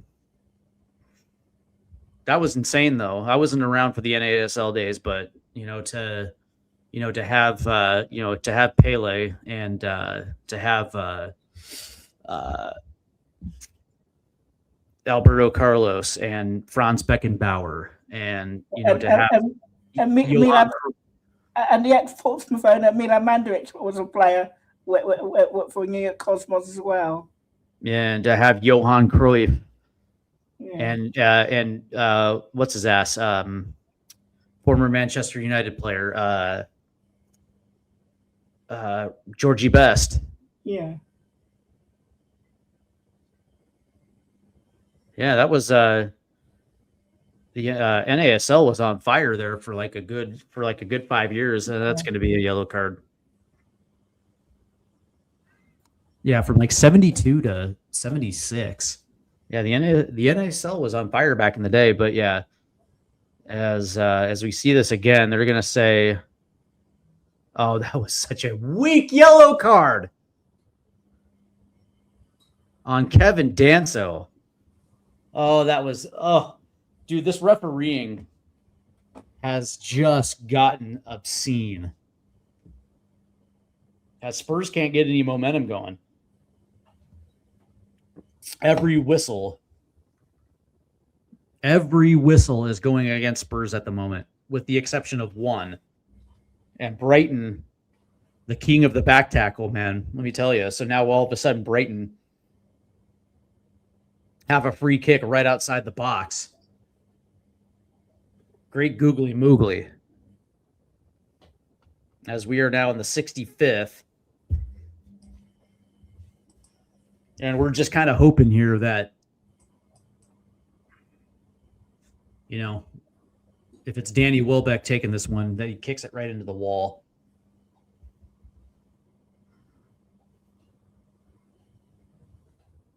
This is just obscene. How are you going to give a yellow card in that moment on that play, which was not a yellow? And if Brighton score here,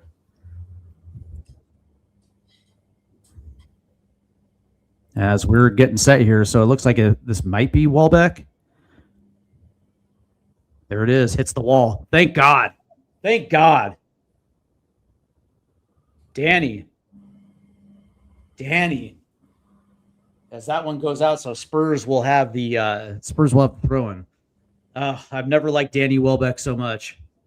As here comes João Palhinha as Rodrigo Betancourt comes off. Great job by Rodrigo. He did a fantastic job today, Dan. Yeah, we're doing a lot better today so far. I would agree. Alrighty. Play resumes as João comes in. My favorite João. As this ball will go forward. Headed on. And I think Dominic Solanke will hold it. What, no whistle? That's a good ball forward. As Matisse Tell will stay on it. Tell plays it across the box. There's nobody there. And now there is. As Destiny Udoji will hold it. Spurs on the attack. Good ball in. Oh! Oh, it stays. Shot. Oh, good save by Verbruggen. And they finally... Oh, my God. Spurs nearly scored. Good stop by Verbruggen, but wonderful. Good pass into the box. Oh, and Xavi, you got to take a shot from there. Oh, he held. And then João Palhinha gets on it. Puts one through off the redirect. Oh, nearly a 2-1 Spurs lead. But this will be a corner here. And I think it's Pedro. Vote for Pedro. Have you met Brad Friedel before? I have not. As this one will come down. And I think they're going to say this was a penalty against Spurs. Good Lord. Nope, I have not met Brad Friedel. I have met Casey Keller, though. Oh, have you? Yeah, he's a good guy. He was an awesome keeper for Leicester when Martin O'Neill was manager of Leicester. Pretty solid keeper for Spurs. And it looks like Brighton's about to make some changes, too. As we are now approaching the 70th minute, as Brighton will have possession here. Spurs have dodged multiple second-half bullets. Nearly took the lead as that one will come down. I'll take Solanke off and put Richarlison on. Yeah, I think I probably would too. As we are now approaching The final 20 minutes, Spurs and Brighton are tied at 1, both looking for the knockout punch here. And I'm hoping that Spurs land it. They do have Richarlison and James Maddison still yet to come on. They have 2 more subs left. And I think we're going to see both of them. I certainly would. As here's the 70th minute coming in 5 seconds now, as Spurs are trying to get forward.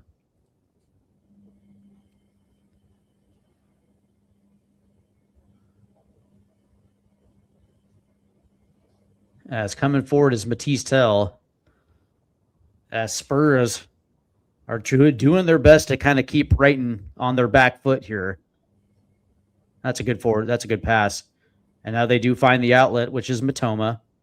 As Matoma has got to play this one back. Come on, you Spurs. As now they're going to find Matoma again down. Actually, it's yeah. Here's Van Heck.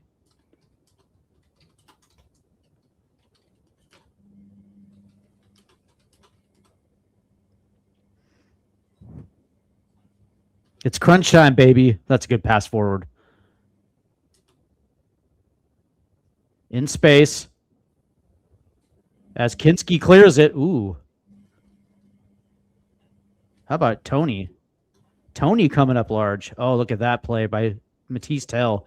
Getting out of trouble. And now Matisse is just going to have to play this one forward. Oh, that's taken away. Oh. Oh. And that one now will be 100% cleared all the way down to Verbruggen. So Spurs have an opportunity to reset defensively here.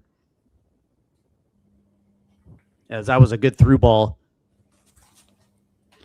As Tony Kinski cleared it away. As Danso heads it forward, but Brighton will come down with it. Now Spurs, that's an errant pass. Here comes Spurs now. Down the left-hand side, here's Xavi. That's a nice little dribble. And they're not going to, are you serious?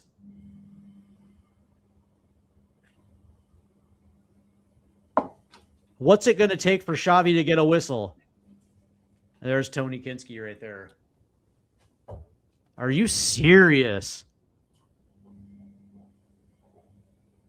Unbelievable. Xavi gets destroyed, cutting in. That should have been an automatic whistle right there.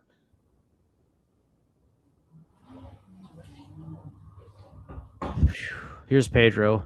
Plays it forward. Here's it's been a whole lot better performance at this game. Yeah. This game so far. This has been a complete performance by Spurs. This wasn't like a one-half wonder that we have seen. There's a ball forward.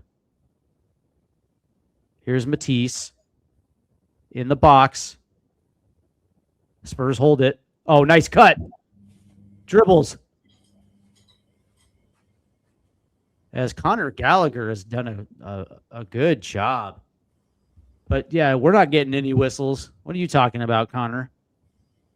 As Conor did a good little move right there to get in. And that was good defense, actually. Yeah, you ain't getting any whistles, bud. As Spurs have 58 passes into the final third. Woo. Brighton has 59. As it sits right now, it's looking like it's going to be a potential 1-1 draw.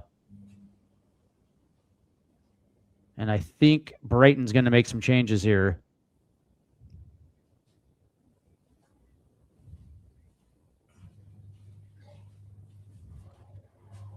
As it looks like Lucas Bergvall might come on for Spurs. So it looks like Danny Welbeck is coming off.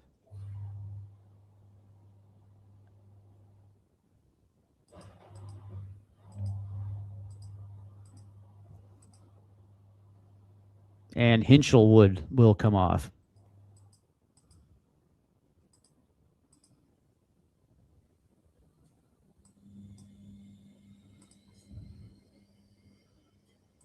So, and is Matoma coming off? Yeah, I think Matoma's coming off too. So Welbeck, yeah. So Rudder is in for Welbeck, and it looks like O'Reilly. O'Reilly is on for Hinchelwood, and it looks like Lucas Bergvall is coming in.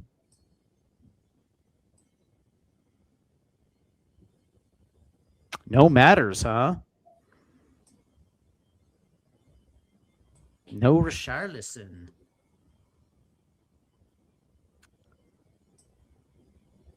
So Connor Gallagher will come off for Lucas the B here. Great match for Connor Gallagher today. You got to tip your cap to Connor Gallagher. He's been getting a piss taken out of him, and it looks like Jed Spence is coming on too for Destiny Udoji. So, all right, there's the triple change for Spurs, so they are done. No Richarlison, no James Madison. As Connor G, man, G Money had himself a game. So play is resumed. Oh, and that's automatically taken away. Here comes Spurs. There's a shot. Oh, it's a goal! It's a goal! It's a goal! Xavi! Xavi, you sexy bitch! You sexy bitch! And Xavi goes right to the south stand. And Spurs grab a 2-1 lead. Oh, I wasn't expecting that. Wow. Xavi.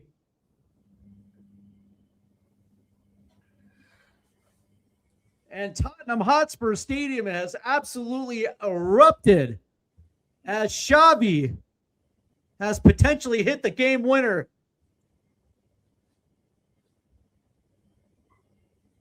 Woo! What a goal. What an absolute banger.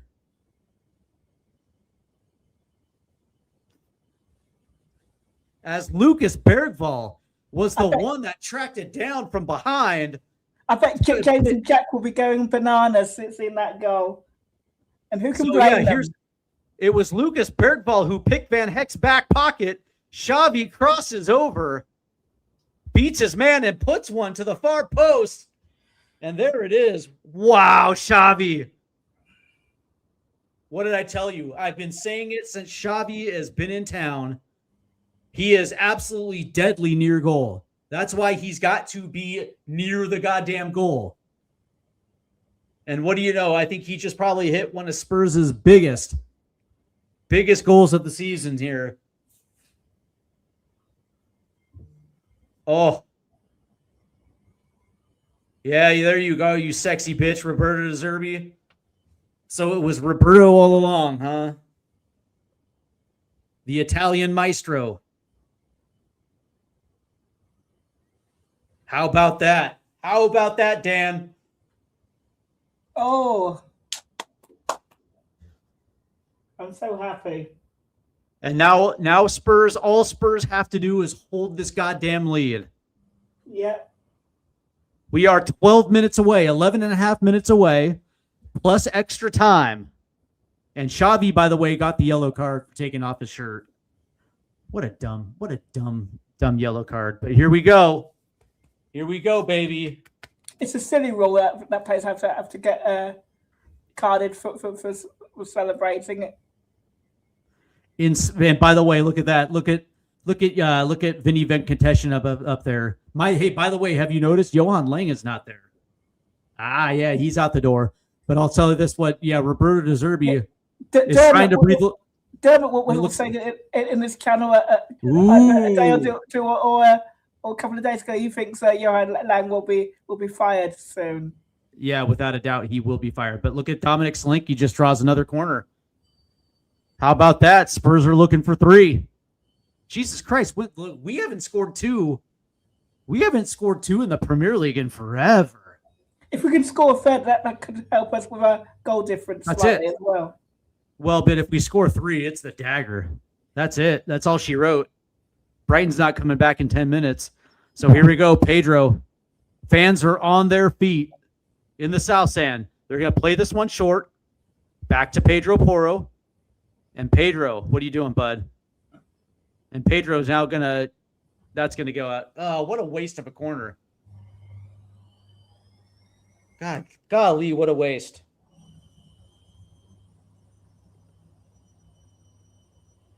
All right, 10 minutes remain. Spurs lead by 1.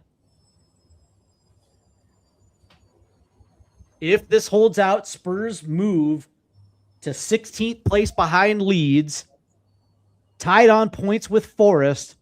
Of course, 1 point above the drop.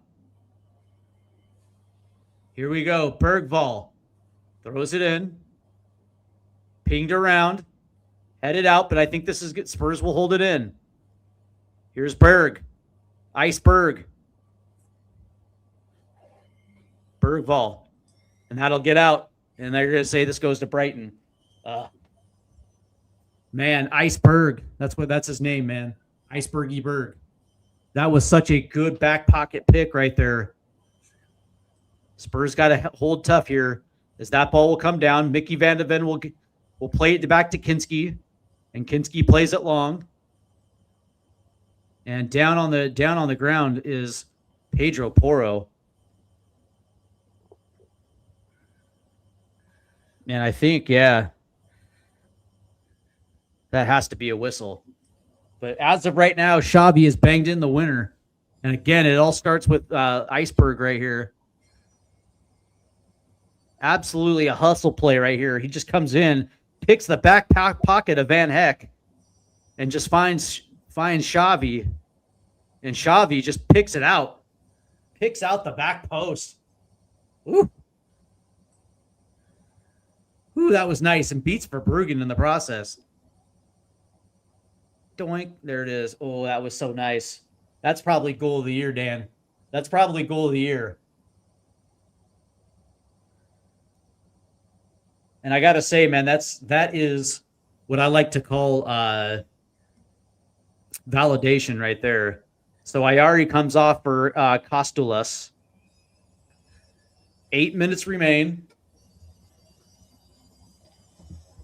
Spurs absolutely need to hold this. Oh, that's a good ball. That's a good headed forward. Here's Matisse now. Spurs looking for 3. Matisse puts one on, and there's Verbrugge. And that was an easy save for Verbruggen. But again, putting shots on.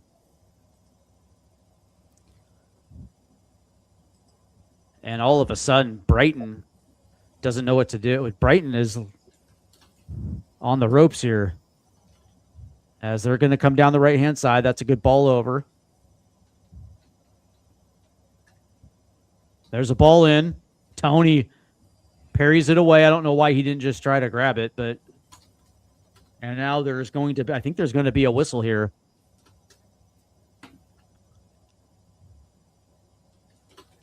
And it'll go the other way as Kustalas will get whistled for it.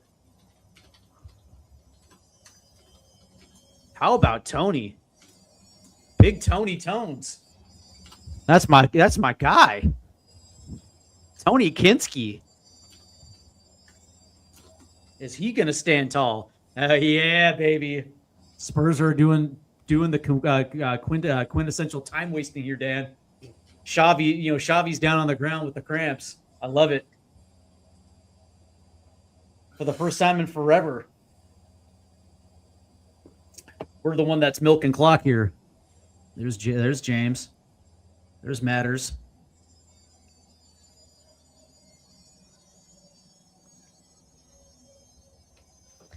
There's Ben Davis. There's Big Ben Davis. So Xavi's up.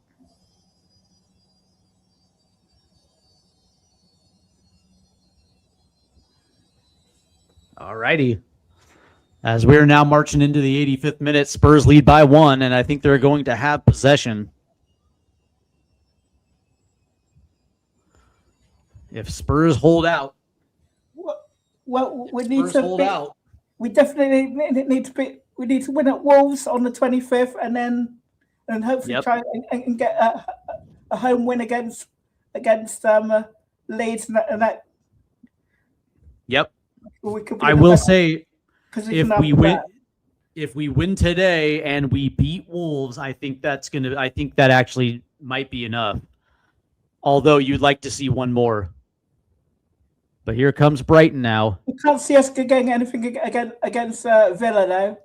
Spurs Spurs almost took it away right there. Brighton will recover. That's a chip over. Oh, that's a nice play. Break it up, break it up, break it up. Spurs break it up.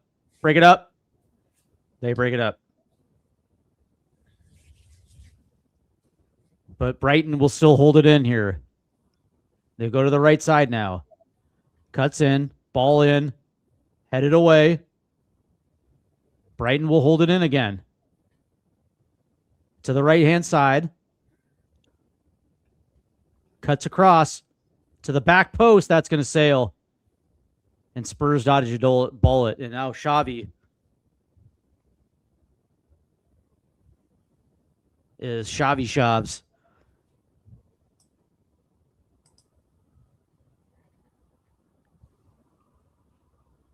As he looks like he may have gotten clipped here.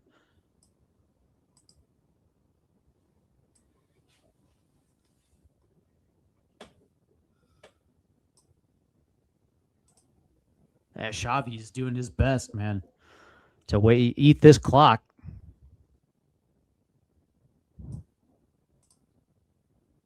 As looks like De Zerbi's giving Tell some instruction here. There's James. He's going back. Is James Madison not happy? Was he expecting to get into this game today? As James Madison all of a sudden leaves the bench and goes back.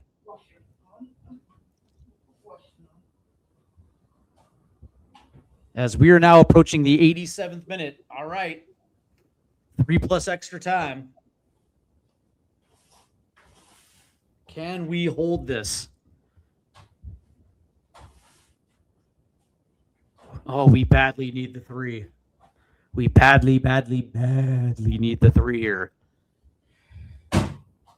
As it looks like the physios now are working on the Xavi here. Xavi, of course, with the big goal in the second half, and it looks like he's trying to walk this thing off.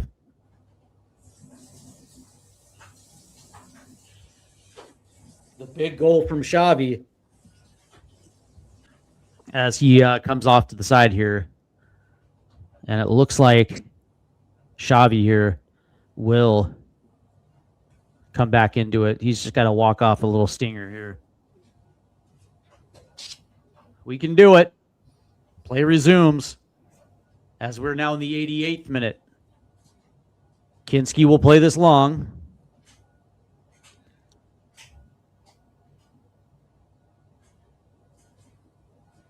As that gets played back to Verbruggen.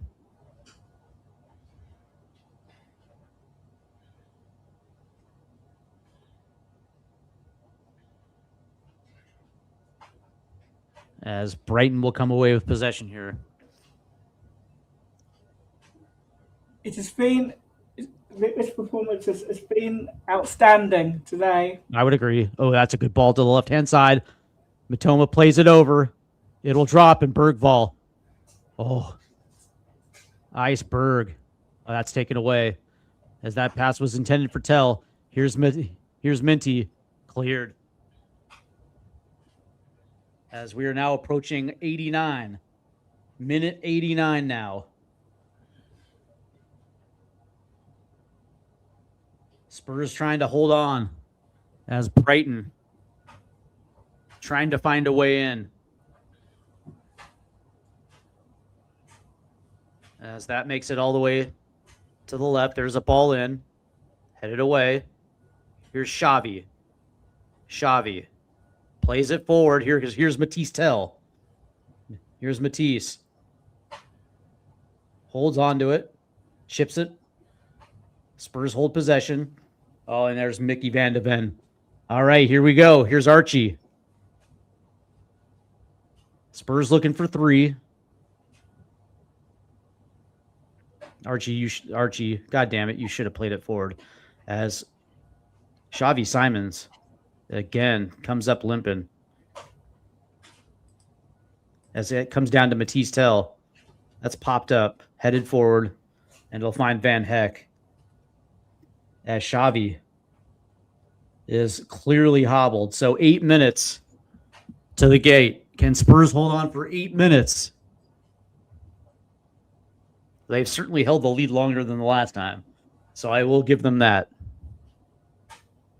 8 minutes for 3 points.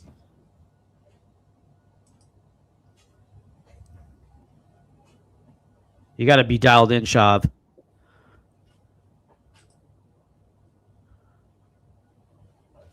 As it makes its way over to Minta. 1v1. There's nothing there. There's a ball in. Back post. Headed forward. And there's Tony. There's our boy Tony. 7 minutes now. As Spurs fans are, of course, we're dealing with bouts of anxiety here. As this ball will go long. As it finds... Oh, nice. It actually found Solanke.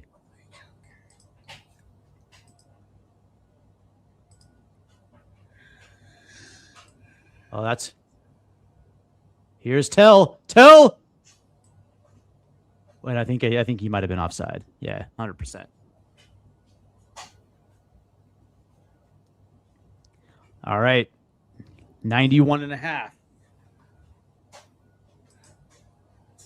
6.5 minutes remain. Here come Brighton.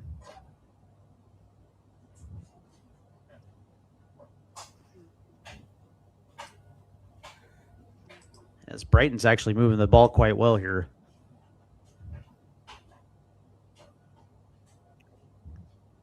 There's a ball in. There's Tony Kinski. Look at Ken. Look at Big Tones.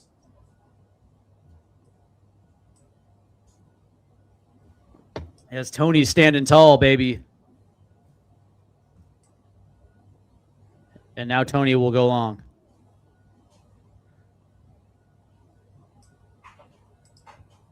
As Brighton will come down with it again. So here we go.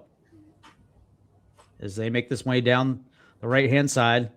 That's a good ball in to Rudder. Rudder guarded by, defended by 2. As it does find Matoma. Here's Rudder again. We'll have to pass this one out. Now they'll make it all the way to the left-hand side. Here's Minty. Minty's going to play one in. Bounces. Shoots.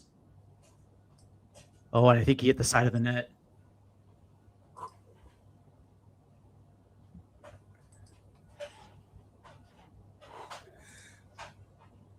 Oh, man.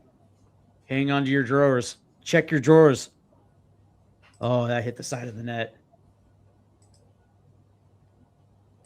As Welbeck. No, that wasn't Welbeck. Welbeck's off the pitch. As he missed it to the side netting. That was their best opportunity right there. Alrighty. 3.5, 4.5 remain. That's going to come down. Oh, and it finds the Spurs attacker. And that's going to get passed all the way back to Verbruggen.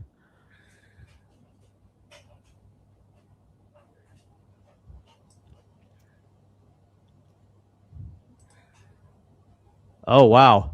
And Verbruggen will have to play this long. I think that's going to find Brighton. As they're going to try to play this one forward for Minta. It does find him, but there's Kevin Danso. And Danso gets overrun. There's a shot. Oh, they equalize. Oh, it's Rudder. And Spurs can't hold it. In the 90+4. Oh. In And the 90+4. Brighton equalizes. Spurs can't hold the lead as Kevin Danso got burned.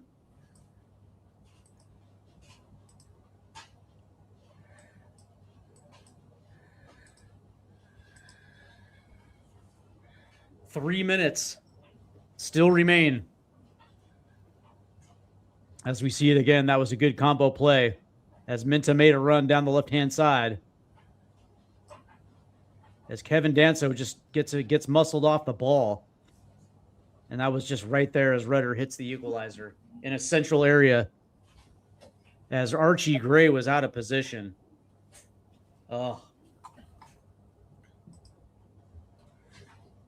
Oh, so disappointed we had to let a goal in. oh. And here comes Brighton again. They still have an opportunity.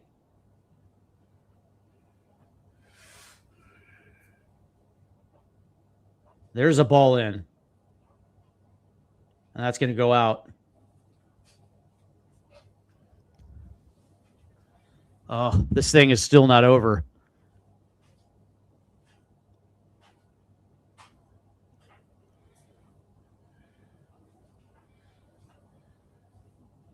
Oh. And if they're not careful, this is going to be lost. This ball is going to go in. Punched away. Taken away. Oh, and there's going to be a whistle. Okay, cool.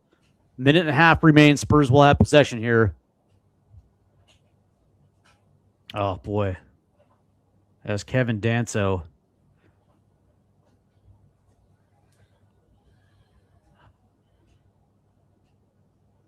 Oh, God damn it.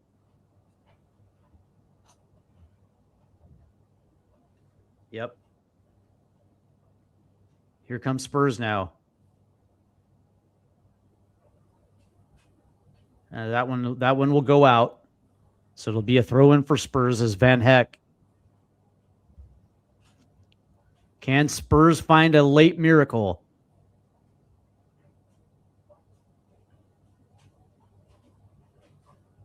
Here's Danso.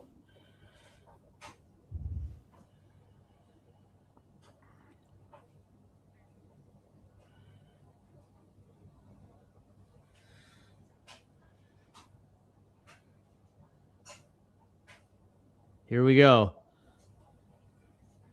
Here's Xavi. Here's Pedro. Here's Gray on the right-hand side. There's just nobody there, and he's double-teamed. And he fights through it.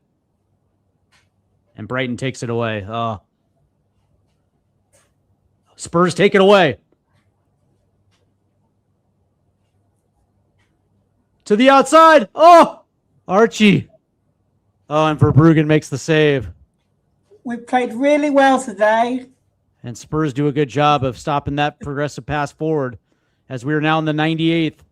We've done really well today, despite us conceding yet another goal. But I think that's encouraging. And there it is.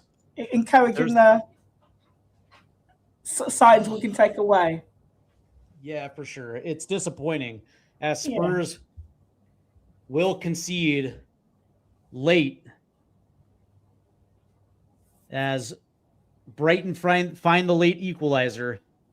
But God damn it, Spurs played well. It means Wolves away that now on the 25th is now a must win.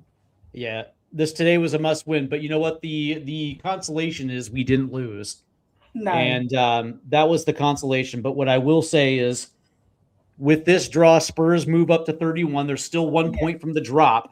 But that being said, a lot of positives to pull out of this one as Pedro Porro and Xavi Simons find the net for Spurs in the 39th and the 77th. But, of course, Brighton get their goals in extra time today, both one in the first half, one in the second half. As Spurs, I will say this is their first complete match of the season. And what I will say is from start to finish, they played well. And you're absolutely right. I think there is a lot to take away from this one. Credit to the supporters that absolutely came alive in this one. And what I will say is this is the first time where, if you're a Spurs fan in this relegation battle, I will say that this is positive. That they played incredibly well from start to finish, and from a competition standpoint, yes, I will say that it is that. But yeah, what I will say for the likes of Kevin Danso, man, don't let this one get down on you, man. That was tough. It was tough. But that being said, it's like you can see that the players showed up. They gave it their all today. It was a tough draw considering we had the lead here. But what I will say is that if you're a Spurs fan, this was positive. This was a positive performance from all the way around, man. Yeah, absolutely. And we've got injured players coming back as well, and they'll be like new signings. Yep. It was nice that Matters made the bench today. But let's go ahead and look at the final stats from this one. Yeah, that was tough. All right, so Brighton did win the possession battle, 58-42%. Spurs did win the XG battle, 1.12 to Brighton's 0.89. Spurs had 13 total shots to Brighton's 10. That's the first time I think we outshot anyone. Shots on target, 6-3 Spurs. Big chances, Spurs had 3. They missed 2. Brighton had 2. They missed them both. Accurate passes, Brighton 354, Spurs 255. Both teams committed 14 fouls. Spurs did win the corner battle 7-5. XG from open play, Spurs won that one too, 0.98 to 0.61. XG on set play, Brighton won that 0.28 to 0.14. Shots inside the box, Spurs 10, Brighton 8. Shots outside the box, 3-2. Total passes, 424 for Brighton, 319 for Spurs. Passes in the own half, Spurs 166 to Brighton's 164. Passes in the opposition half, this is huge. 190 for Brighton, 89 for Spurs. So it kind of let you know exactly where Brighton was doing the bulk of their business. Accurate long balls, Spurs 17, Brighton 15. Accurate crosses, 8-3 to Brighton. Touches in the opposition box, 33-30 Spurs. So that is very good to see. Tackles, both even at 14. Spurs won the interception battle 11-8. That's good.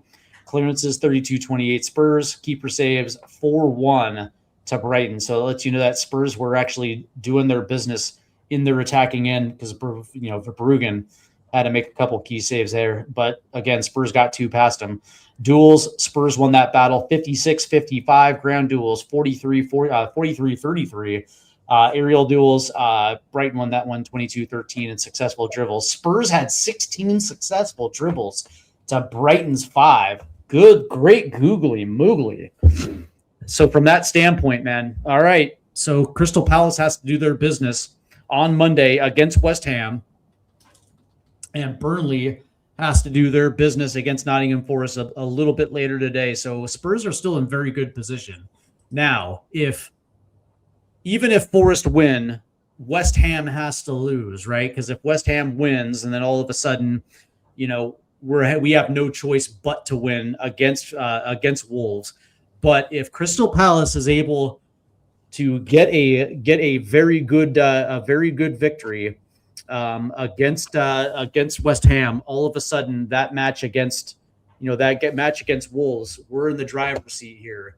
So coming up for West Ham, and I can't believe we're in this West Ham talk, but coming up for West Ham, obviously Crystal Palace, but then they get Everton at home before they have to travel to Brentford. So these are 2 matches where you would like to think that both Crystal Palace and Everton have a sizable difference. But what I will say is that if Crystal Palace win and we beat Wolves, and then Everton do their business next week, we are above the drop. And I think that at that stage, we are in a little bit more of an advantageous place.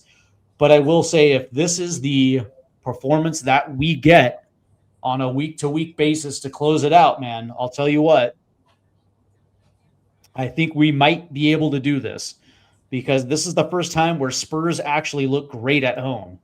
Like, we haven't understand that this entire season, we have looked absolute dog shit at home. We have looked unbelievably bad at home. And from that standpoint, this is the first time where we've took advantage of the home crowd, and we actually had a team on the ropes, man. We nearly pulled it out. But you take the consolation, we take the point, and we take the fact that we can actually play well at home. Again, I was actually quite surprised, but yeah, don't get me wrong. The Kevin Danso aside, mistake aside, I will say that this was a net positive for Spurs, especially at home, considering we've been dog shit all year at home. So what I will say is it was a tough way to not win it, but we didn't concede. We didn't lose any points. We actually gained a point. So you take it where you can get it. So, Dan, your last thoughts? Well, it was a better performance, and we can take some encouragement through our performances. Apart from us conceding 2 goals, but Yeah. So it's on to the Wolves away next Saturday. I agree. I want to thank you, Dan, for coming on. And of course, Dan is a chat regular. He is a guy who shows up on a week-to-week basis here on Stateside Footy, and he asked if he wanted to come on, and I said, "Why not, man?" So for all you guys out there that want to do it, you're more than welcome to. All you have to do is hit me up here, either on YouTube or on X or on Instagram.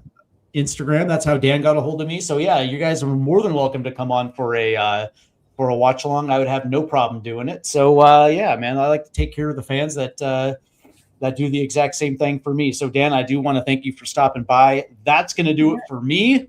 Okay. So I want to thank. Bye. Yeah, absolutely, Dan. Thank you very much, man. So that is going to do it for me, and I do want to thank everybody who tuned into this one. Again, hook your boy up, right? Make sure you throw me a sub.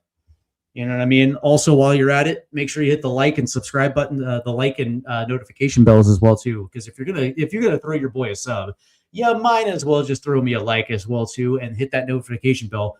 Tonight it is the MLS live stream at 7:30 as NYCFC takes on Charlotte FC, and then tomorrow we will have Billy T from Change from Tottenham, and of course he also is a part of the After the Whistle podcast as well too, as we discuss not only this match but De Zerbi's first 2 matches, and I would have a feeling that we're going to get a good takeaway from that one as well too. So for all you Spurs fans out there, tomorrow is going to be an absolutely crazy show. So make sure you hit that like and subscribe button as well too. So I do appreciate it, man. All right, man.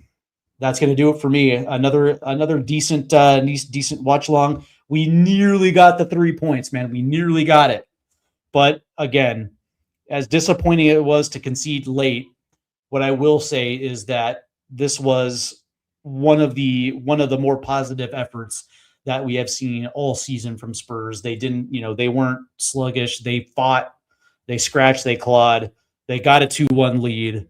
And it just, a little bit of bad luck did Brighton can equalize. But what I will say is that if you're looking for a heartbeat, there is definitely one here with Spurs. So we'll see next week against Wolves, man. That's going to be the one.